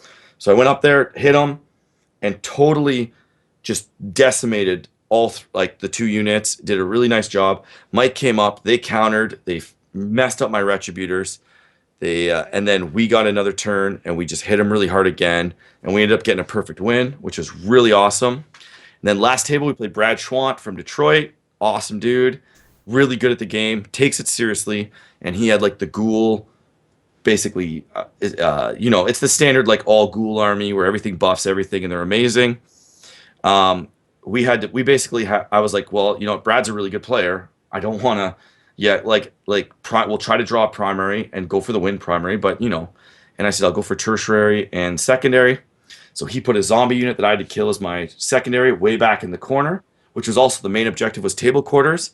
So I teleported a little liberator unit back there, beat up the zombies, won tertiary with them, and because I couldn't get tabled now because they were in the far back corner, we won secondary or vice versa.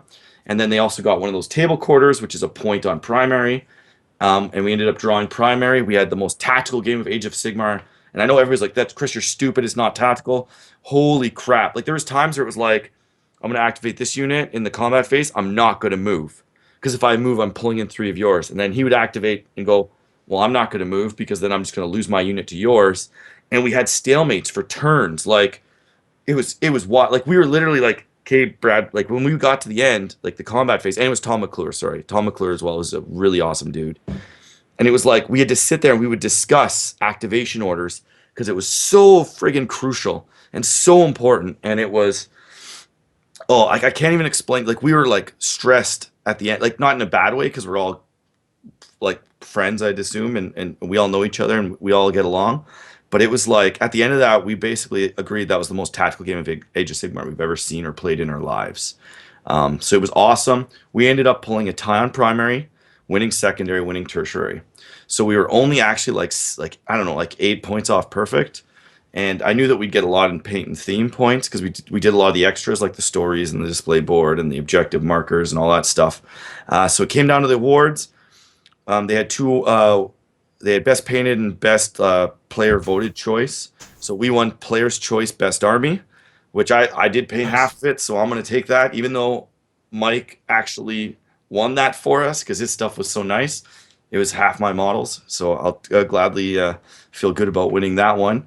And then we won overall as well. And we knew that because when they announced that we had won Player's Choice, they said, "This is the only award that you can also win another award." And I went, "Well, Mike, if they say that, that means we won another award, or else they wouldn't say that." And I thought we would have won Best Mixed Faction because he was Destruction and I was Order. But we ended up taking overall. So 2 trophies and a bunch of swag. It was really nice. So we'll go on to Logan's second seminar. So I decided to do airbrushing in the morning, and I wanted to do weathering in the afternoon because everybody's seen my army; it's all white, and I like that. I like that theme, but it needs some depth to it. Otherwise, it just looks like it's white. So I wanted to figure out how to do weathering, and I had no idea who was the guy running the seminar, and it was Justin. I want to say his last name is McCoy from Secret Weapon Miniatures, and the guy's amazing. In 2 hours, basically, it was a 2 hour demo of weathering technique. 2 hours, he painted a vehicle to look nicer than anything I've ever done. with Meanwhile, years and years and years of practice beforehand. yeah, exactly. Let's be Oh, that was what this guy does for. But it was cool. I learned a ton of stuff. How to do hairspray, layering of paints, how to do weathering with like how to do weathering well with something as simple as a toothbrush, using sea salt for it, just how to specifically layer paints, a couple other techniques for that, a few ways to do edge highlighting. By the way, I'm gonna give away the $300 secret that he was telling us. He went to a convention and paid $300 for a seminar. Only learned one thing, and that thing was for edge highlighting. Use a watercolor pencil, smudge it with your finger, and it works. It looks beautiful because you have so much more control over it, and you can just wipe it off. So as long as you're sealing your So, models, you so can get what do you mean exactly by? what you want. Are you talking like a pencil crayon? Yeah, exactly. Just a pencil crayon, Pencil like any crayon. kind? Did he recommend a brand? I'm interested. Like, did he Yeah. recommend? I took notes. That's how good this thing was. I didn't take a note of what brand, but it was just watercolor pencils. If you look them up, they're the very expensive colored pencils. It's like $100 for a pack of them. So that's the brand, watercolor. No, that's the type of like pigment they use, the same as in watercolor paints, but it's Oh, condensed for okay. the pencils. But yeah, it was cool for like chipping stuff. Use hairspray, just some cleaning techniques. Like if you want to strip paint, use isopropyl. I think the minimum you want to use is 91%. I think he said, but you can get 99%. But you put Yeah. it So on and you can just wipe off paint. Like yeah. forget simple green for 3 days. You can just wipe it off with this stuff. Um, you showed some good techniques for doing sponge chipping. One of the big things with that is it really stands out, but just tap it with your thumb or something. It gets toned down. Went over the difference between a couple of the different pigment brands, how they're put together, what's the difference between if you get pigment from this company versus this company, how do you use it, how to seal it, a few different ways of applying it, what kind of varnishes to use. And he actually spoke very highly of GW's matte varnish, so I'm probably gonna pick up a can of that because I've been uh, looking for a good one. I can second that. You know what? GW products are very, very expensive, but they are premium products. It's sometimes, Yeah. I'm talking about like as far as spray paints go, they I've never had anything screw up with the GW spray. And so that their matte and their gloss coat is very nice. So So be checking that out. But I mean, the other huge takeaway from this seminar was to do 90% of this stuff, you need an airbrush because it has to be very thin layers of paint and it has to be applied a certain way. If you brush it on, even if you thin it really well, it's going to be too thick a coat. So to get the same level of, or I guess the same density of color on the model, you'd have to do multiple layers if you're brushing it on, which detracts from the amount of one, the speed you have to do this stuff at, and mhm, two, the amount of paint it can pull off because you have those layers. yeah. So it was more ammo for the money spending gun there.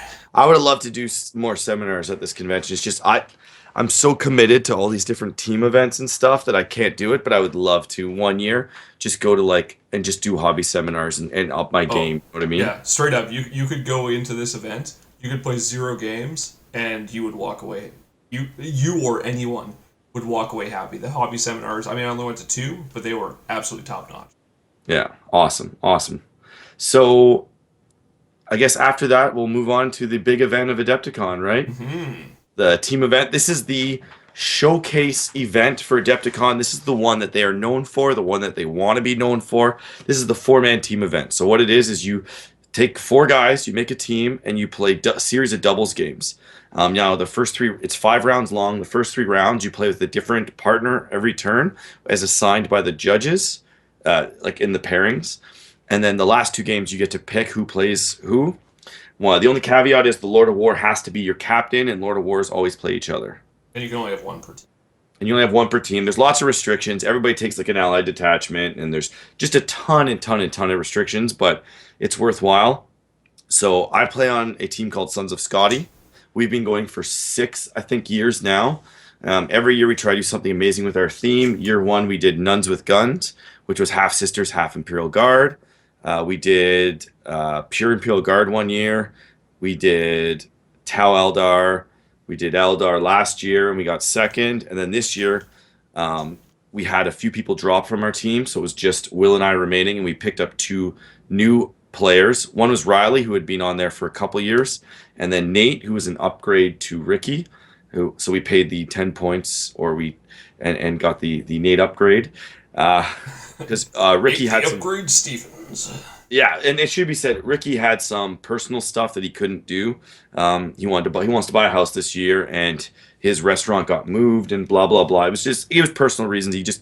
He couldn't make the trip this year. So I'm joking with the whole with the upgrade thing, but I'm kind of not, and as we'll see.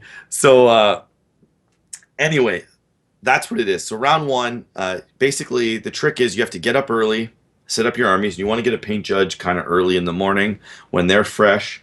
There's a lot of extra bonus points to be had in theme and painting. So story, but your story needs to match your board. So if you say I have Farsi or Eldrad, you better have Eldrad in your army. So our theme was we had a portal with demons coming through it, and Eldrad was going there to stop it. We had Eldrad in our lists, and then we had all these jet bikes, warp spiders, lynxes, hornets, and we had D Wraith Knight because I like that one a lot. And we just basically set up this huge jumbo board that took up half the space in the van. If you go to @CanHammer Chris on Twitter, you can see tons of pictures of it, and it was awesome. Our display looked really good. Will Paul did the board. I did about 3,000 points of the army, and then Will did the other 1,000 points. And I think for Will and I, as not typically hobbyists in the past, this was maybe the most effort we've ever put in to a display. So I was really happy with that. So who was on your team, and what did you guys do, Logan? So I played with three guys from Montreal and Quebec City. It's Bruno Choquette, Eric Dion, and Vincent Hubert, I think is his last name. Anyway, I was really nervous going into the team event because I had spoken to these guys once ever, and it was like, we need somebody for the team. So Bruno asked Danny, who's part of our club, if he could recommend anyone, and he got in touch with me. So I said, hey, why not? I'm going to go this year anyway. I might as well have a team. So I went with these guys, and first off, the army that Bruno and Eric painted was just beautiful. It was the two of them. It was all purchased and built and painted in the last 3 months. Hmm. 4,000 points of Eldar, 79 jetpacks. That's a lot 79. of jetpacks. That's more than us. We only had like 30 something. So we had 70. Anyway, they also had a gorgeous handmade display board. It was like four tiles of a cityscape, and then a building that they had made that they actually transported down in a battle foam 720 to pad it so they could check it on the airplane. Um, Awesome. but yeah, it was great. It was a really cool display. We've got a bunch of pictures of that, and of course everything else from the event over at the One Plus Armor Facebook page. So facebook.com/One Plus Armor. You'll see a whole bunch of stuff. It's also up on Frontline Gaming and I think Regal's blog up there. So tons of places to see those. But yeah, no, we had a blast. I mean, we were there to play hard and try to win the event, and we had a lot of really really tough games, really close games, and had a lot of fun. Sweet. So round one, we'll just go through briefly because we'll be going through a lot of games and we want to get to questions. Oh yeah, We won't be getting to an army list review this show, obviously, but we want to get to those. So round one, we ended up drawing the Ringer team, and it just went really well for us. We took a tuned high-end army. Nate and I got paired up, so it allowed me to spend some time going over Nate's units with him because he doesn't play Eldar. Now Nate is a fantastic player, but he just needed a little bit of discussion with how some of these units work, and then I was positive that he, because I gave him one of the more I guess sillier things to use, like one of the things that you need to know how to use it. Like our tactic hinged on the links, and so I made sure it was in his list because I knew that Nate would use it to maximum effectiveness because he's such a good player. But so turn one, he invisibles his links, moves up. This is just a quick story, and he puts the Hellstorm template on it and goes, "Aha! I hit like four of your dudes." And I went, "Nate, that has torrent 18-inch range." And he went, "What?" I said, yeah, it has torrent 18. He went, "Why did I move it forward?" And I was like, "I don't know. It's okay though because it's invisible." And he dropped it on, did a bunch of damage, but it's pretty funny. So it allowed us to get him up and running with his list, and then Riley and Will paired up, and Riley had the Hornets, which are just scout. They're awesome, but they're pretty straightforward. So I think Will kind of helped him out. So it's good to play the Ringers and be able to kind of just boom, boom, boom, get together as a team, talk about it, get some deployment, get familiar, and we got a perfect win round one. nice. Who would you play round one? Or? So round one for us was actually the same team that. So last year Eric and Bruno went, and they were team Vandus +1, which got fourth place last year. Of course, your team got second last year, so you guys are pimps. But so Ooh, thank you. our first game was against the team they played round 5 last year, which Well, was awesome. Channel 4 news team. So we quite literally had our finals game as our game. It was to the point where both the team captains actually walked up to the TO and said, "Hey, can we please not play each other?" Anyway, we didn't end up playing each other, and we had an incredibly tight game. It came down to literally an inch difference was the difference between winning or losing the game on both tables. So close.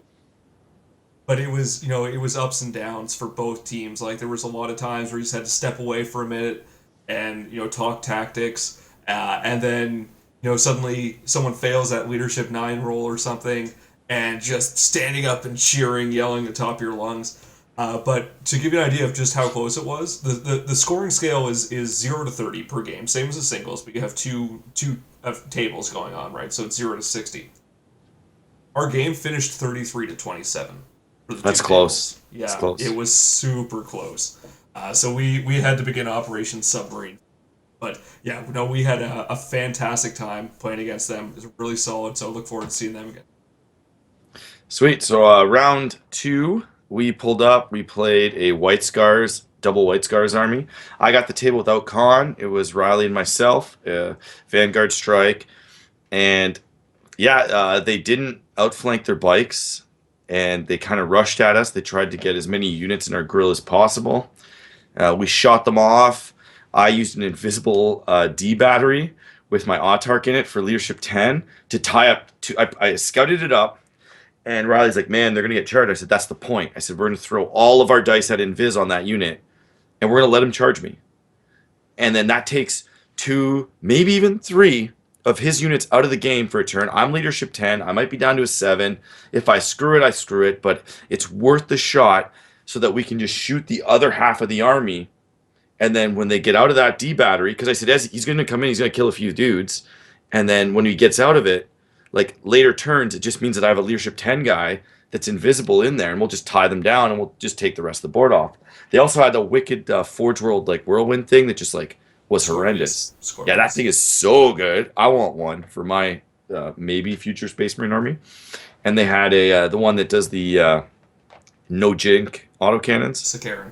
the Sakaran. So they were awesome. They had them back on the back board edge. They were doing tons of damage. My War Spires went in, fought them, and we got a 30. And then Nate and Will got a 30 because that Lynx just basically kills bikes like they're butter. So it was kind of weird. We got the two guys on their team because we've played them about I think twice before, but we got the two guys on their team that were pretty sharp players, and then I think the other two are more for fun. And then so they didn't know what the Lynx did, and they grouped all their bikes up, and then Nate told them what it did, and they spread their bikes out, and luckily, and yeah, so it was kind of another perfect win to us versus White Scars. I just Which remember I talked to Will after that game, and he showed them the template. They said, "Is it torrent?" He's like, "Well, technically, no." yeah, they could. That's the thing of it is they showed them. They said it shoots this, and it has this rule, which is like what Sonic whatever. Yeah. Um, People say it's torrent. It's not. It shoots 18. It just has its own rule. Yeah. So like if you wanted to be a jerk, you could just say it shoots this and it has this rule and see if they drop it. But they luckily said it's torrent 18 inches. Yeah. And if they wouldn't have, the other guys would have been salty. They were very clear about it. But yeah, They it was were a pretty overly funny clear. situation. And the way the book's written is it's kind of hidden in text. Oh yeah, Which it's a is- huge paragraph of stuff. Yeah, and there's fluff text in front and stuff. So it's legitimately an oversight that people could make when you hand them your book.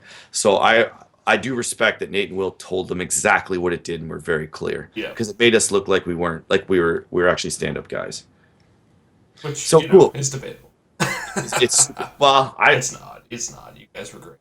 I feel really bad if I ever have to argue with people hard. So that's it. So yeah, we got another perfect win. Move on to round 3. Nice. Our round 2, I got teamed up with Vincent. Oh, sorry, you're round 2. Sorry, yeah. So my round 1, I played with Bruno. My round 2, I played with Vincent. He had the Lynx in his list, and we played against.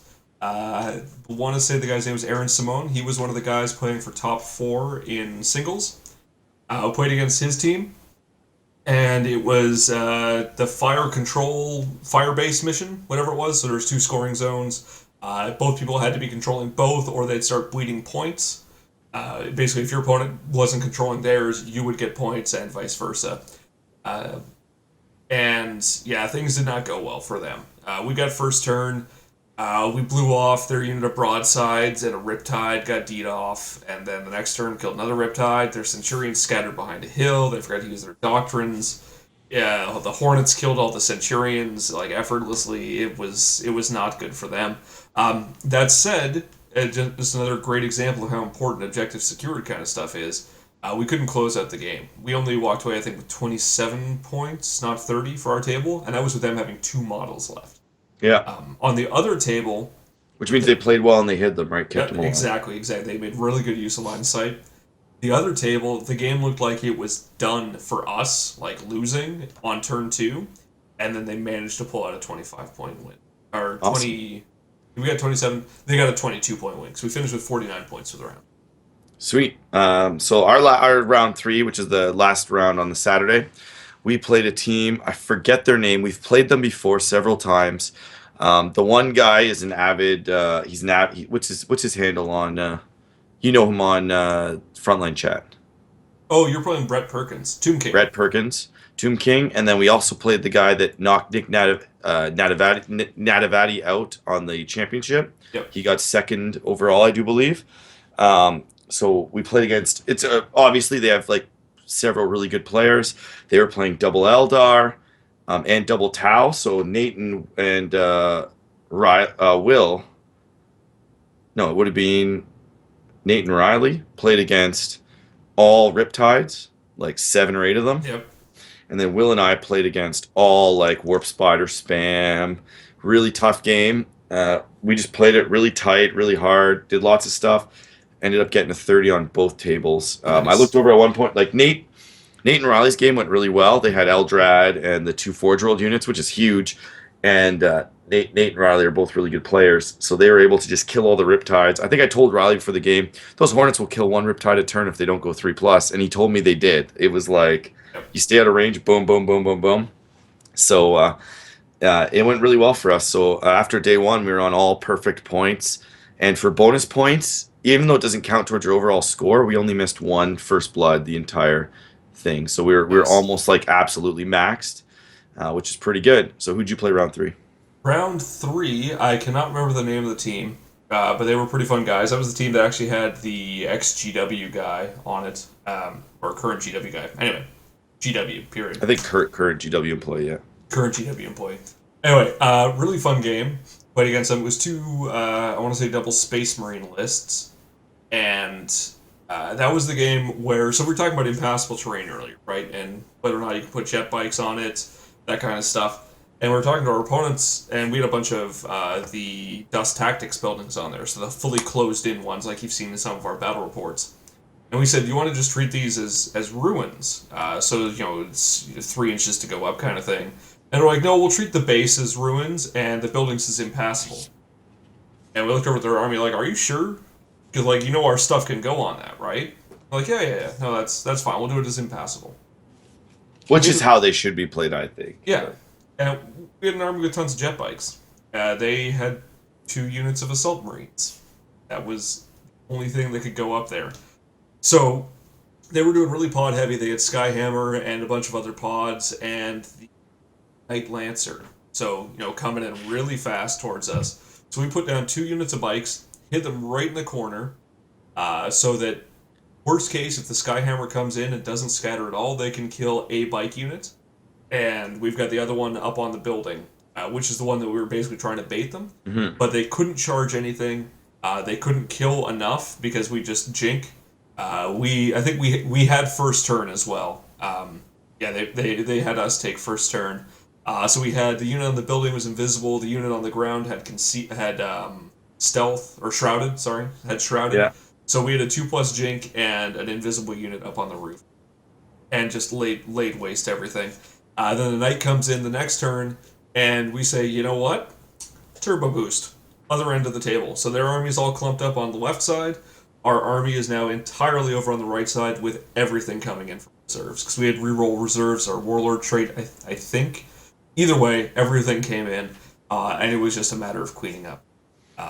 So we got, Eric and I maxed out that game, and I want to say our other table did very well, but I don't remember fully. I think they may have gotten around 20 points, or it may have been a very minor loss.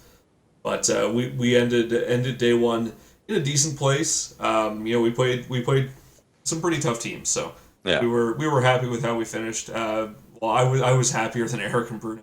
I wanted 3 max wins, but it was what it was. So that was the end of that, and we were looking forward to day 2.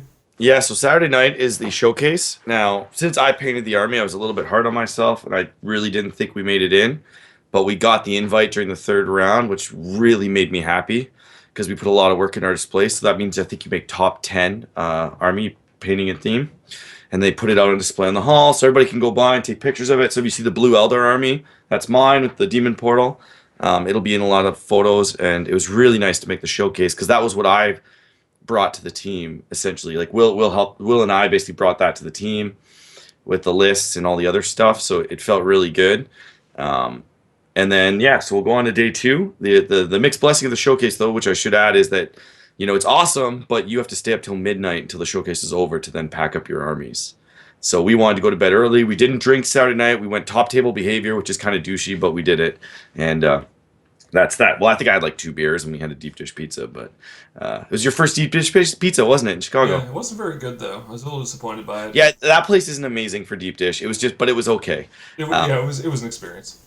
Yeah.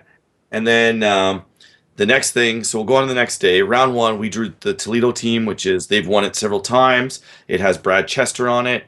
It has Jason Sparks on it. Who are the other two guys? Do you Not know? Jason Sparks. Not Jason Sparks. Greg Greg Sparks. Sparks, yeah. Yeah, I, sorry, I don't Jason know who Sparks else is is our on local it. guy. Greg Sparks has beat me a lot at major GTs. He's a really good player. Chester, like they're all top 16 dudes or ETC players or ex ETC players. So it was like a really, really, really tough team. Will and I played Chester's team and they beat us. We got 5 points. Nate and Riley won their game huge against Greg Sparks. It was just a lot of Eldar on Eldar shenaniganry that's hard to explain, but it was really close. And we'll take a 5 point essential win. Now we happen to know that we were number one day two. They were number two, and we were 8 points ahead of them. So this still kept us 5 points ahead of Toledo, and gave us a decent shot because I think the next team was Natavati's team Yep. or Kolbak's team, one of the two, and this kept us. I think we were still number one after this round, or we were maybe number two. But yeah, High up, high up. yeah. So our first game we played against Team Warhammered, which, as far as I could tell, was actually a CrossFit club that showed up and played Warhammer. It was a team of just like really buff people rolling dice. Wow. So we played against a really strange Grey Knight and Necron list of all things. Because day two, of course, you choose your teammates, right? So I was playing with Bruno, so we had the Autark and 6 units of bikes, 3 units of warp spiders, and the Hornets. So Beta Strike was a big thing for us. So we could basically reserve everything.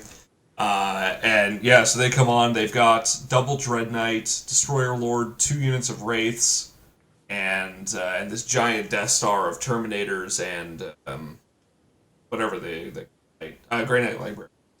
So lots of psychic dice to our only 3 from my Farseer, and really fast moving, hard hitting. Turn one, we lose all of our Hornets to the Dread Knights that shunt up, which we were sort of actually what we're hoping was going to happen. But we just came on turn two and wiped the board. We took out took out one of the Dread Knights, got it to 1 wound, killed both units of Wraiths in one turn, except for one Wraith. And it was just mopping stuff up from there. It was a really tough game for our opponents. So one of the downsides, I want to say, of the Adepticon mission style was that if you tabled your opponent, you didn't get max points. Yeah, you only got a 5 point Yeah, you got a bonus. 5 point bonus, and what that unfortunately led to in this game and some others is that you just had to string your opponent out for a couple turns so you could maximize Yeah. your win, which Yeah, is if you it's really scummy to do. well, But it's not because if they know that that's going to happen, yeah, like but it's they still didn't say that it's they didn't say that a concede is only 5 points, so your opponent could still oh yeah, concede. they could have conceded, yeah, but still it wasn't something I enjoyed doing. But it was the only way we could maximize our win, and we needed those points. Like we went to Of this course event, you did. pushing to win it, right? We wanted to do really really well, so we had to get the 30-0. So we ended up getting 30 on our table. Um, Eric and Vincent, I think, got 28 or something. We got a huge win off That's that. a nice bonus. Day two, that's a huge jump. Yeah, So it that'll was a put you it was right a on. good start. I want to say they did really well. I don't remember too well. It may have been lower than that, but either way, we came out ahead of our opponent by quite a bit. Awesome job. Awesome job. So round four, we drew Tony 5. Kopac's. Oh yeah, Yeah, sorry, yeah, round 5. five. We drew Tony Kopac's team with which also had Sean Naden on it, and so I ended up playing against with Will, Sean Naden, and Tony Kopak. And then who was their third? I want to say, is it Sean's brother or something? He's also a top 16 player. So it's basically three top 16 players that like win all these events and stuff like that. So we were like, oh shoot. So Nate and Riley played on the one table. They pulled out a almost perfect win, which was awesome because they just like yeah, it was awesome. And then Will and I lost big. It was kind of tight until about turn four, end of turn four, and then it just went downhill. We beta striked, came on, did nothing. They had we had the Wraith Knight, which obviously is a suboptimal choice, and they had the Warp Hunters on a Sky Shield landing pad, which is a Ooh, pretty phenomenal that's nasty. combo. Yeah, and the Sky Shield's feet are really big and they can hide it. These guys played super cagey, and the objective was like just you had to control these big zones. So they had a big invisible unit all game that just kind of sat on the zone, and it was like, okay, we can't touch that, and then we kind of MSU'd it up because the uncompetent is pretty hard to deal with. Will lost his Farseer turn one to an unfortunate rolling a 1-2-2 on three saves from a scatterbike. Yeah, so we were pretty fortunate that he was alive at that point because we basically made a mistake and we lost really big to them. But I don't really mind losing big to Tony Kopak and Mr. Sean. Naden there. But it was really unfortunate because we basically felt like we were really pulling it down. But it was good that Nate and Riley they know what's going on, and they definitely pulled through in the battle points, and they were really good to us about our two losses, which we felt really bad about. But they were like, you guys brought all these painting and theme points, so we really got along as a team, and I think that really helped us get through that round without getting too heartbroken. But yeah, that's that. So All right. Our round five. I honestly can't remember the name of the team we played against. But we put down our. So we had to. Our opponents deployed first. We had to counter deploy. They were playing a giant Thunderwolf star with Wolfguard Battle Leader, two Iron Priests. I think they took the extra elite's choice for that. Two Iron Priests, Thunderwolf Cav, a whole bunch of Lookout Sir Wolves, Tigurius, two Thunderfire Cannons, six Drop Pods with Blood Claws, two Dreadnoughts, and a unit of Grav Centurions. It was a nasty list to go up against. Uh, so Bruno and I decided we just we had to deploy everything. Whatever hit us turn one was going to hurt, but we knew we could mitigate it because it was mostly just like bolters that were going to drop in or flamers, yeah, so it wasn't necessarily going to kill us, and we had to kill that wolf star before it could get to us. yeah, Otherwise, we were just going to get taken off the table. So, the Centurions are coming in. They make a unit jink, whatever. That's fine. Or maybe we just sacrifice it and see what happens. But we seized. oh, you seized again, We seized. Yeah, it's you it's son the of a best bitch. strategy for playing 40k. I'll tell you. I mean, it's just seize on your opponent. Two It's seizes, really good. that's nice. Yeah, it. Oh man, like we did a jumping high five, and I think that was our secret to victory was actually the jumping high five and then the double high five, like the follow through. Um, so we guided our unit of eight, or we had units of HED bikes. Guided one of the units, doomed the Thunderwolf star, and through we ran the numbers actually in the car on the way back. It was hot dice for us and bad dice for them. Yeah, really We hot. we killed the entire unit, save one wound on one thing. That's awesome. But like, so did you guys deploy that a seize mattered? That was my only question with that was like, because you guys seized twice, but like I think back to my games and nobody rolled the seize, or like most games nobody actually tried to even seize. They would We just kind of Yeah, for us, we had everything on the board, so we said why not. Mostly we just spread around. We had everything max possible distance from each other. We yeah, wanted to really so this is the double scoring zones, right? We wanted to limit the amount that anything could actually drop into our deployment zone. So we wanted to yeah, cover it as big as possible. That way, if the Centurions come in on this side, everything that's not this unit of bikes has a cover save because they have to shoot through it. That kind of yeah. thing. So we wanted to really mitigate as much as we could and to deal with the double thunderfire cannons as well because those are just going to race a unit. Those are awesome. Yeah. Really good, especially with rending from Tiggy's warlord trait. But yeah, no, we just threw everything into there. We killed, as I said, all but one of the Thunderwolves with one wound left. We killed one of the Thunderfire cannons, both tech, one of the tank marines. The other was on one wound. T was on one wound, and it was just cleanup duty from there. They couldn't get back fast enough. Their Centurions came in. We decided to keep our Hornets off because we had the Autarch in our list. We kept them off for a turn. The Centurions came on. The Hornets came on and just punked them. It was cleanup. It was another one of those games where we had to drag it out to get max points. Awesome. They did end up conceding actually on turn 4, which I think was the better choice because they were getting kind of bummed out by it, and I can't blame. I Yeah, can't. it's So I mean I make no apologies for winning, but I that was not a fun. no, like getting seized on, especially when you have something like a Wolf Star, is devastating.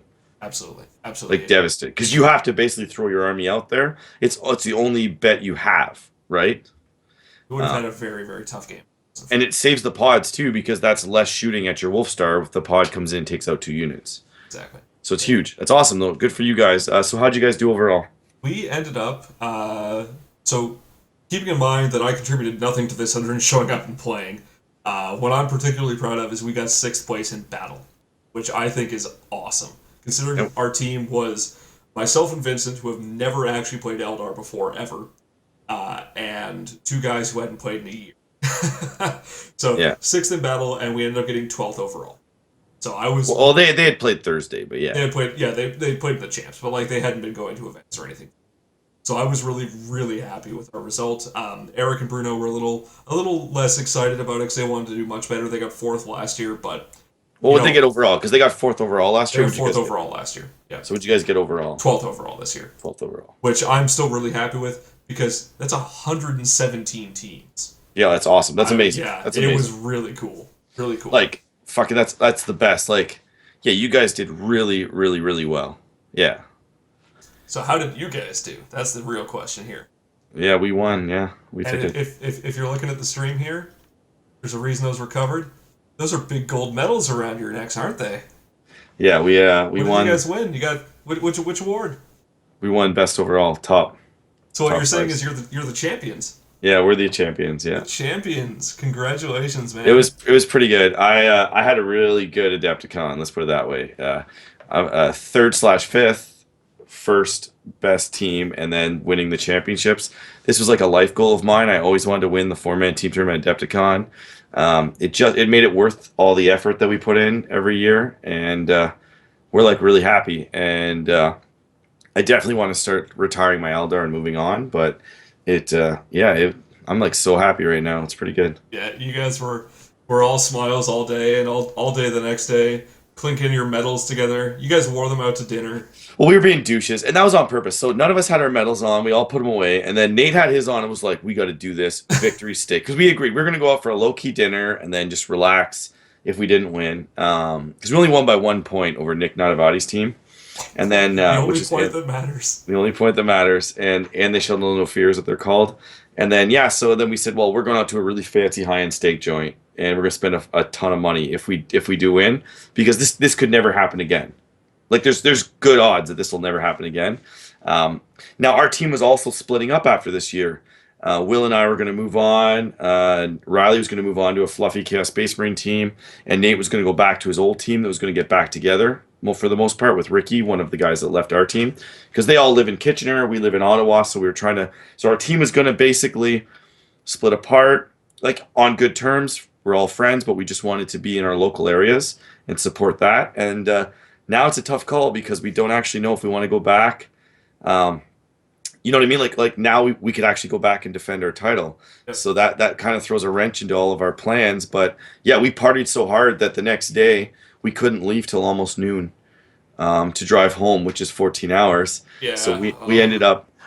We ended up getting in at 1 a.m., which is today. Yeah, and But then Will and I had another hour drive home, so I got in at 2:30 this morning. yeah, but it was. Rough. It's pretty good. So we don't know what's going to happen yet. We kind of said let's just enjoy our victory and see where that goes. But that was that was actually like on my. This sounds stupid, but because it's a game, but it was on one of my to-do lists. For, like it was like a life goal of mine was to win that tournament. That's why I go every year. That's all. It is. It's the biggest tournament, though, right? Like the Yeah, only it's the other biggest thing team is event in North ETC. America. Yeah, ETC would be like winning the ETC might be the only thing that's bigger. But as far as North America goes, that's the one to do. Yeah, So for sure, for sure. So you had a strong showing, right? You got third overall, right? tied for In third, but I got tied fifth based on that. tied. Okay, so tied for third on in 40K champs. You got best overall in Player's Choice in Age of Sigmar. That's three really awesome things, and you won the team tournament. Yeah, and I'm probably the only person in history that turned down a top 16 qualification to play Age of Sigmar. I know Ricky did it to play fantasy doubles, but I'm probably the only one that's ever done it for Age of Sigmar. So, Oh, there you go. At least you got vindication by getting two medals for it, so that's pretty awesome. okay, so let's stop sucking each other off, and we'll move on. Sorry for my language, and we'll move on to the. We're good friends. We had a really good time, but we'll move on to some of our questions that came up. I'm just joking with the whole. We don't do that. So the first thing is from Leon. Question for the next show: how do you feel about GW wanting to be 1750 to be the standard tournament point size? I'm cool with it. Yeah, I'm cool. It's 100 points different. They can say what they want. Tournaments decide what points they run. If GW puts out a pack for 1750, I'm sure a lot of people will embrace it. But really, you can still always do whatever you want. So my tournaments will always probably be 1850 because that's just what I like right now.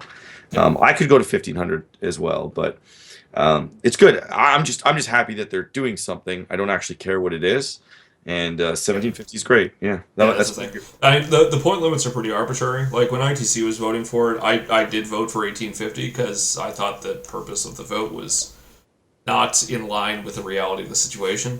So I saw no reason to change it. But yeah, I mean, whatever the standard is, right? Like for years, I played 1500 and then went to 1850. So it's what you have, right?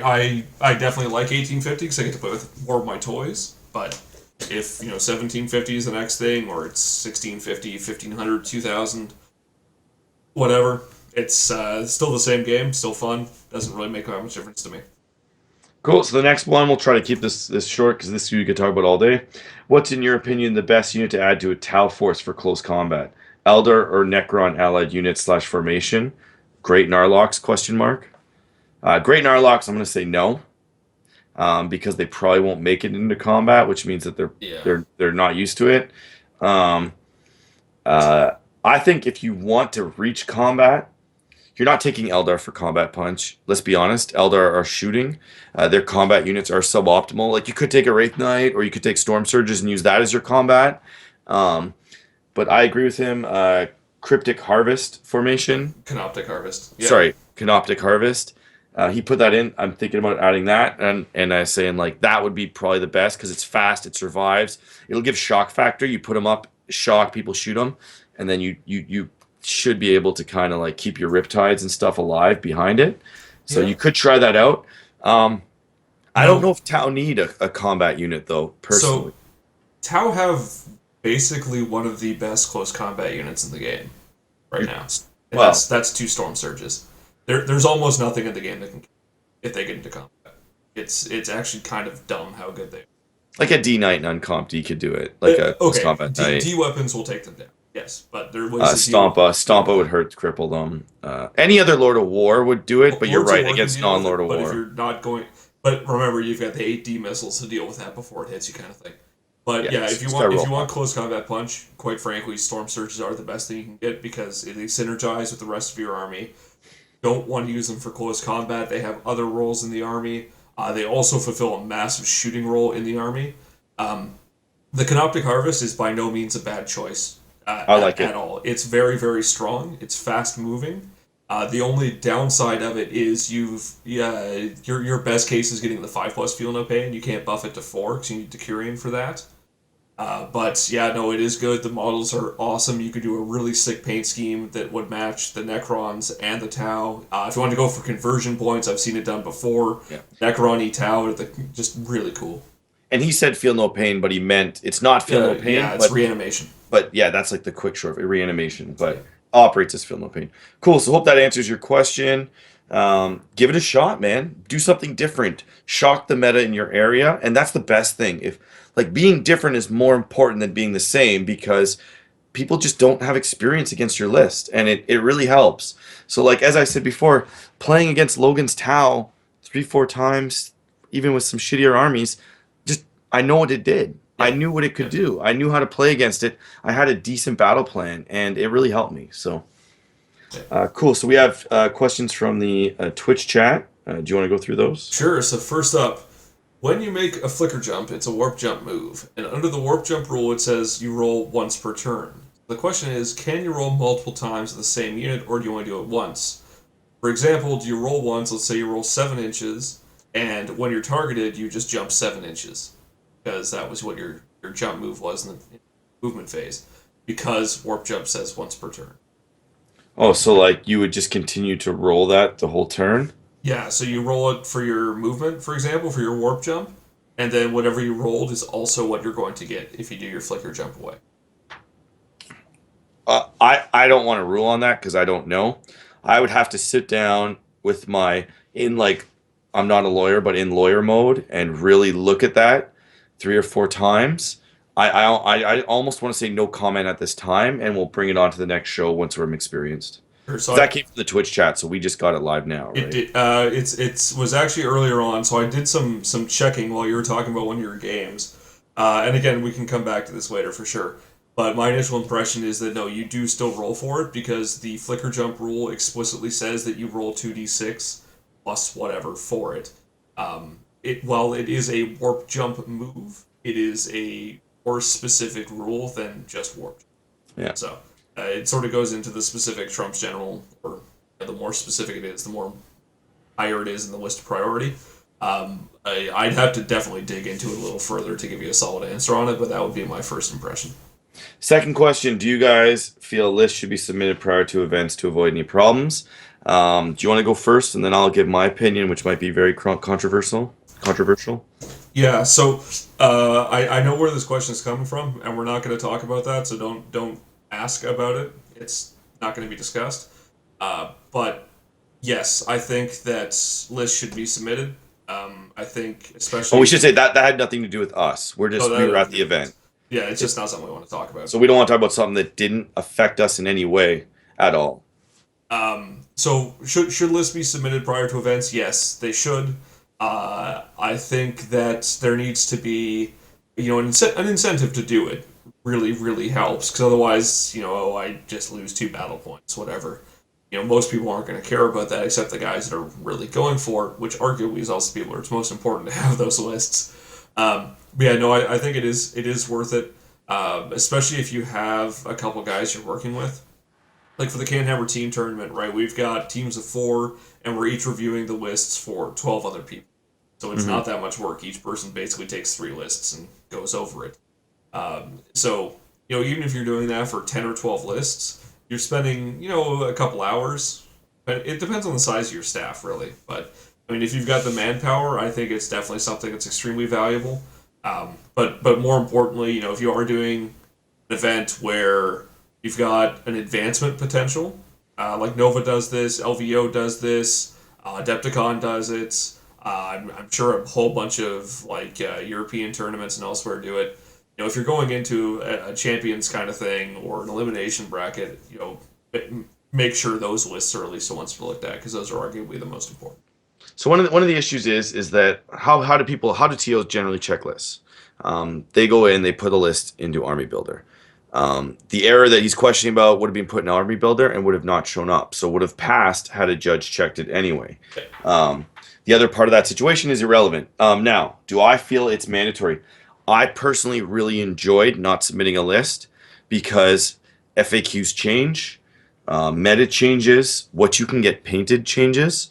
Oh shit, I had a project fall through at work that I now could take the day off so I could paint my links. But I already submitted my list, so there's no point in doing it.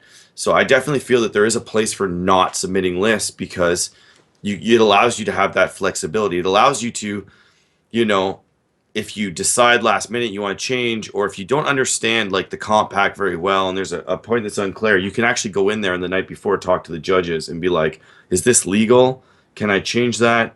It also means that if you get there and it turns out your list is illegal, you don't automatically lose those 2 points depending on how they do it.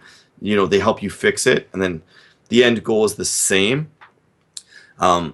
in an ideal world, everybody would submit their list. It would get checked, and all the errors would get sorted out, and there'd be no issues ever. Top 16 should be marked with a fine-tooth comb. I do agree with that. That should have been done. But there was a reason that wasn't done in this situation, and that was just because of a clerical error on the part of several judges. So it's totally legit.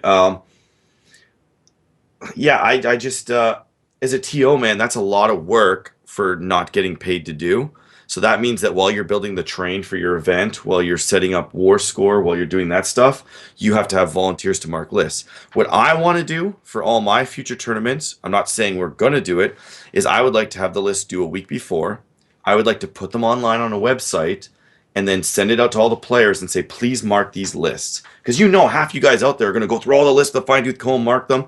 And you know what? If a list is submitted on time and errors are found, you can then change your list, and maybe have no penalty if it's a minor change. Just so, because the end goal is that everybody shows up with a legal and fun list.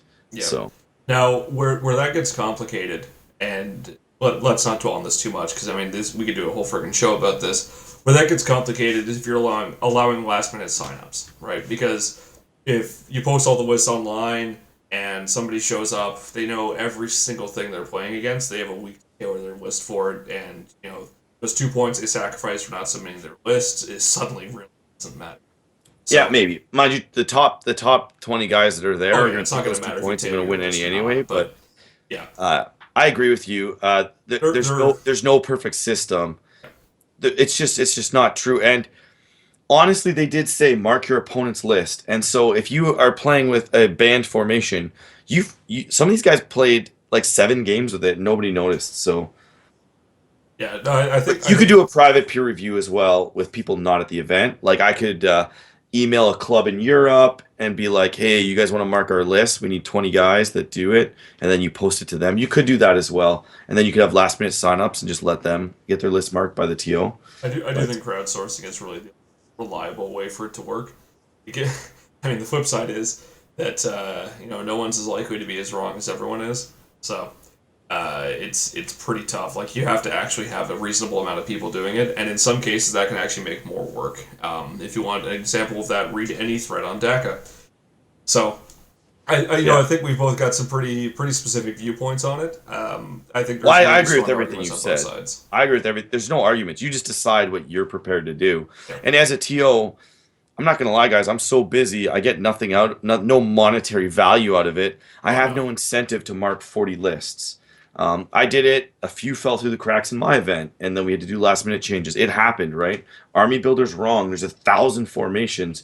There's 1,000,000 white dwarfs. There's all these different combos. It's so, in 5th edition, it was easy. Now it's really, in 5th edition, you could look at a list and be like, that's illegal. We know it is. Now it's very challenging. Yep. So I'm just going to leave it at that. Thanks for listening, guys. We had a lot of fun. You going back next year, Logan? Absolutely. I'm already putting money aside for it. That I am sold on that event from now on. It doesn't matter if I go to it and I don't even play. It's worth it to hang out with all my friends. It's one of the best tournaments, I think, in the world that I've ever been. I've been to the ETC, and this is one of the nicest. It's a convention, it's a convention of tournaments because the primary focus is tournaments. But it's one of my favorite I've ever been to ever. So it's fantastically run. Like I go to conferences for work all the time. This is every bit as professional, but actually really fun. Unlike work. Yeah, and it's awesome. So with that, guys, we hit our 2-hour mark. Thanks for listening. Hope you guys enjoyed it. If you have any feedback, please email us, canhammer.podcast@gmail.com. Follow us on Twitter @canhammerchris and @OnePlusLogan. And send your questions in for the next show. We're not sure what we're going to do yet. I'm leaning towards a book review, but so if you have any suggestions, just fire them over. And be sure to go check out Frontline Gaming Stream. We're going to host them. They've got Necrons versus Guard tonight. Yeah, and check out OnePlusArmor.com and check out our YouTube channel and comment and like the videos as usual. Have a good one, guys. Good night.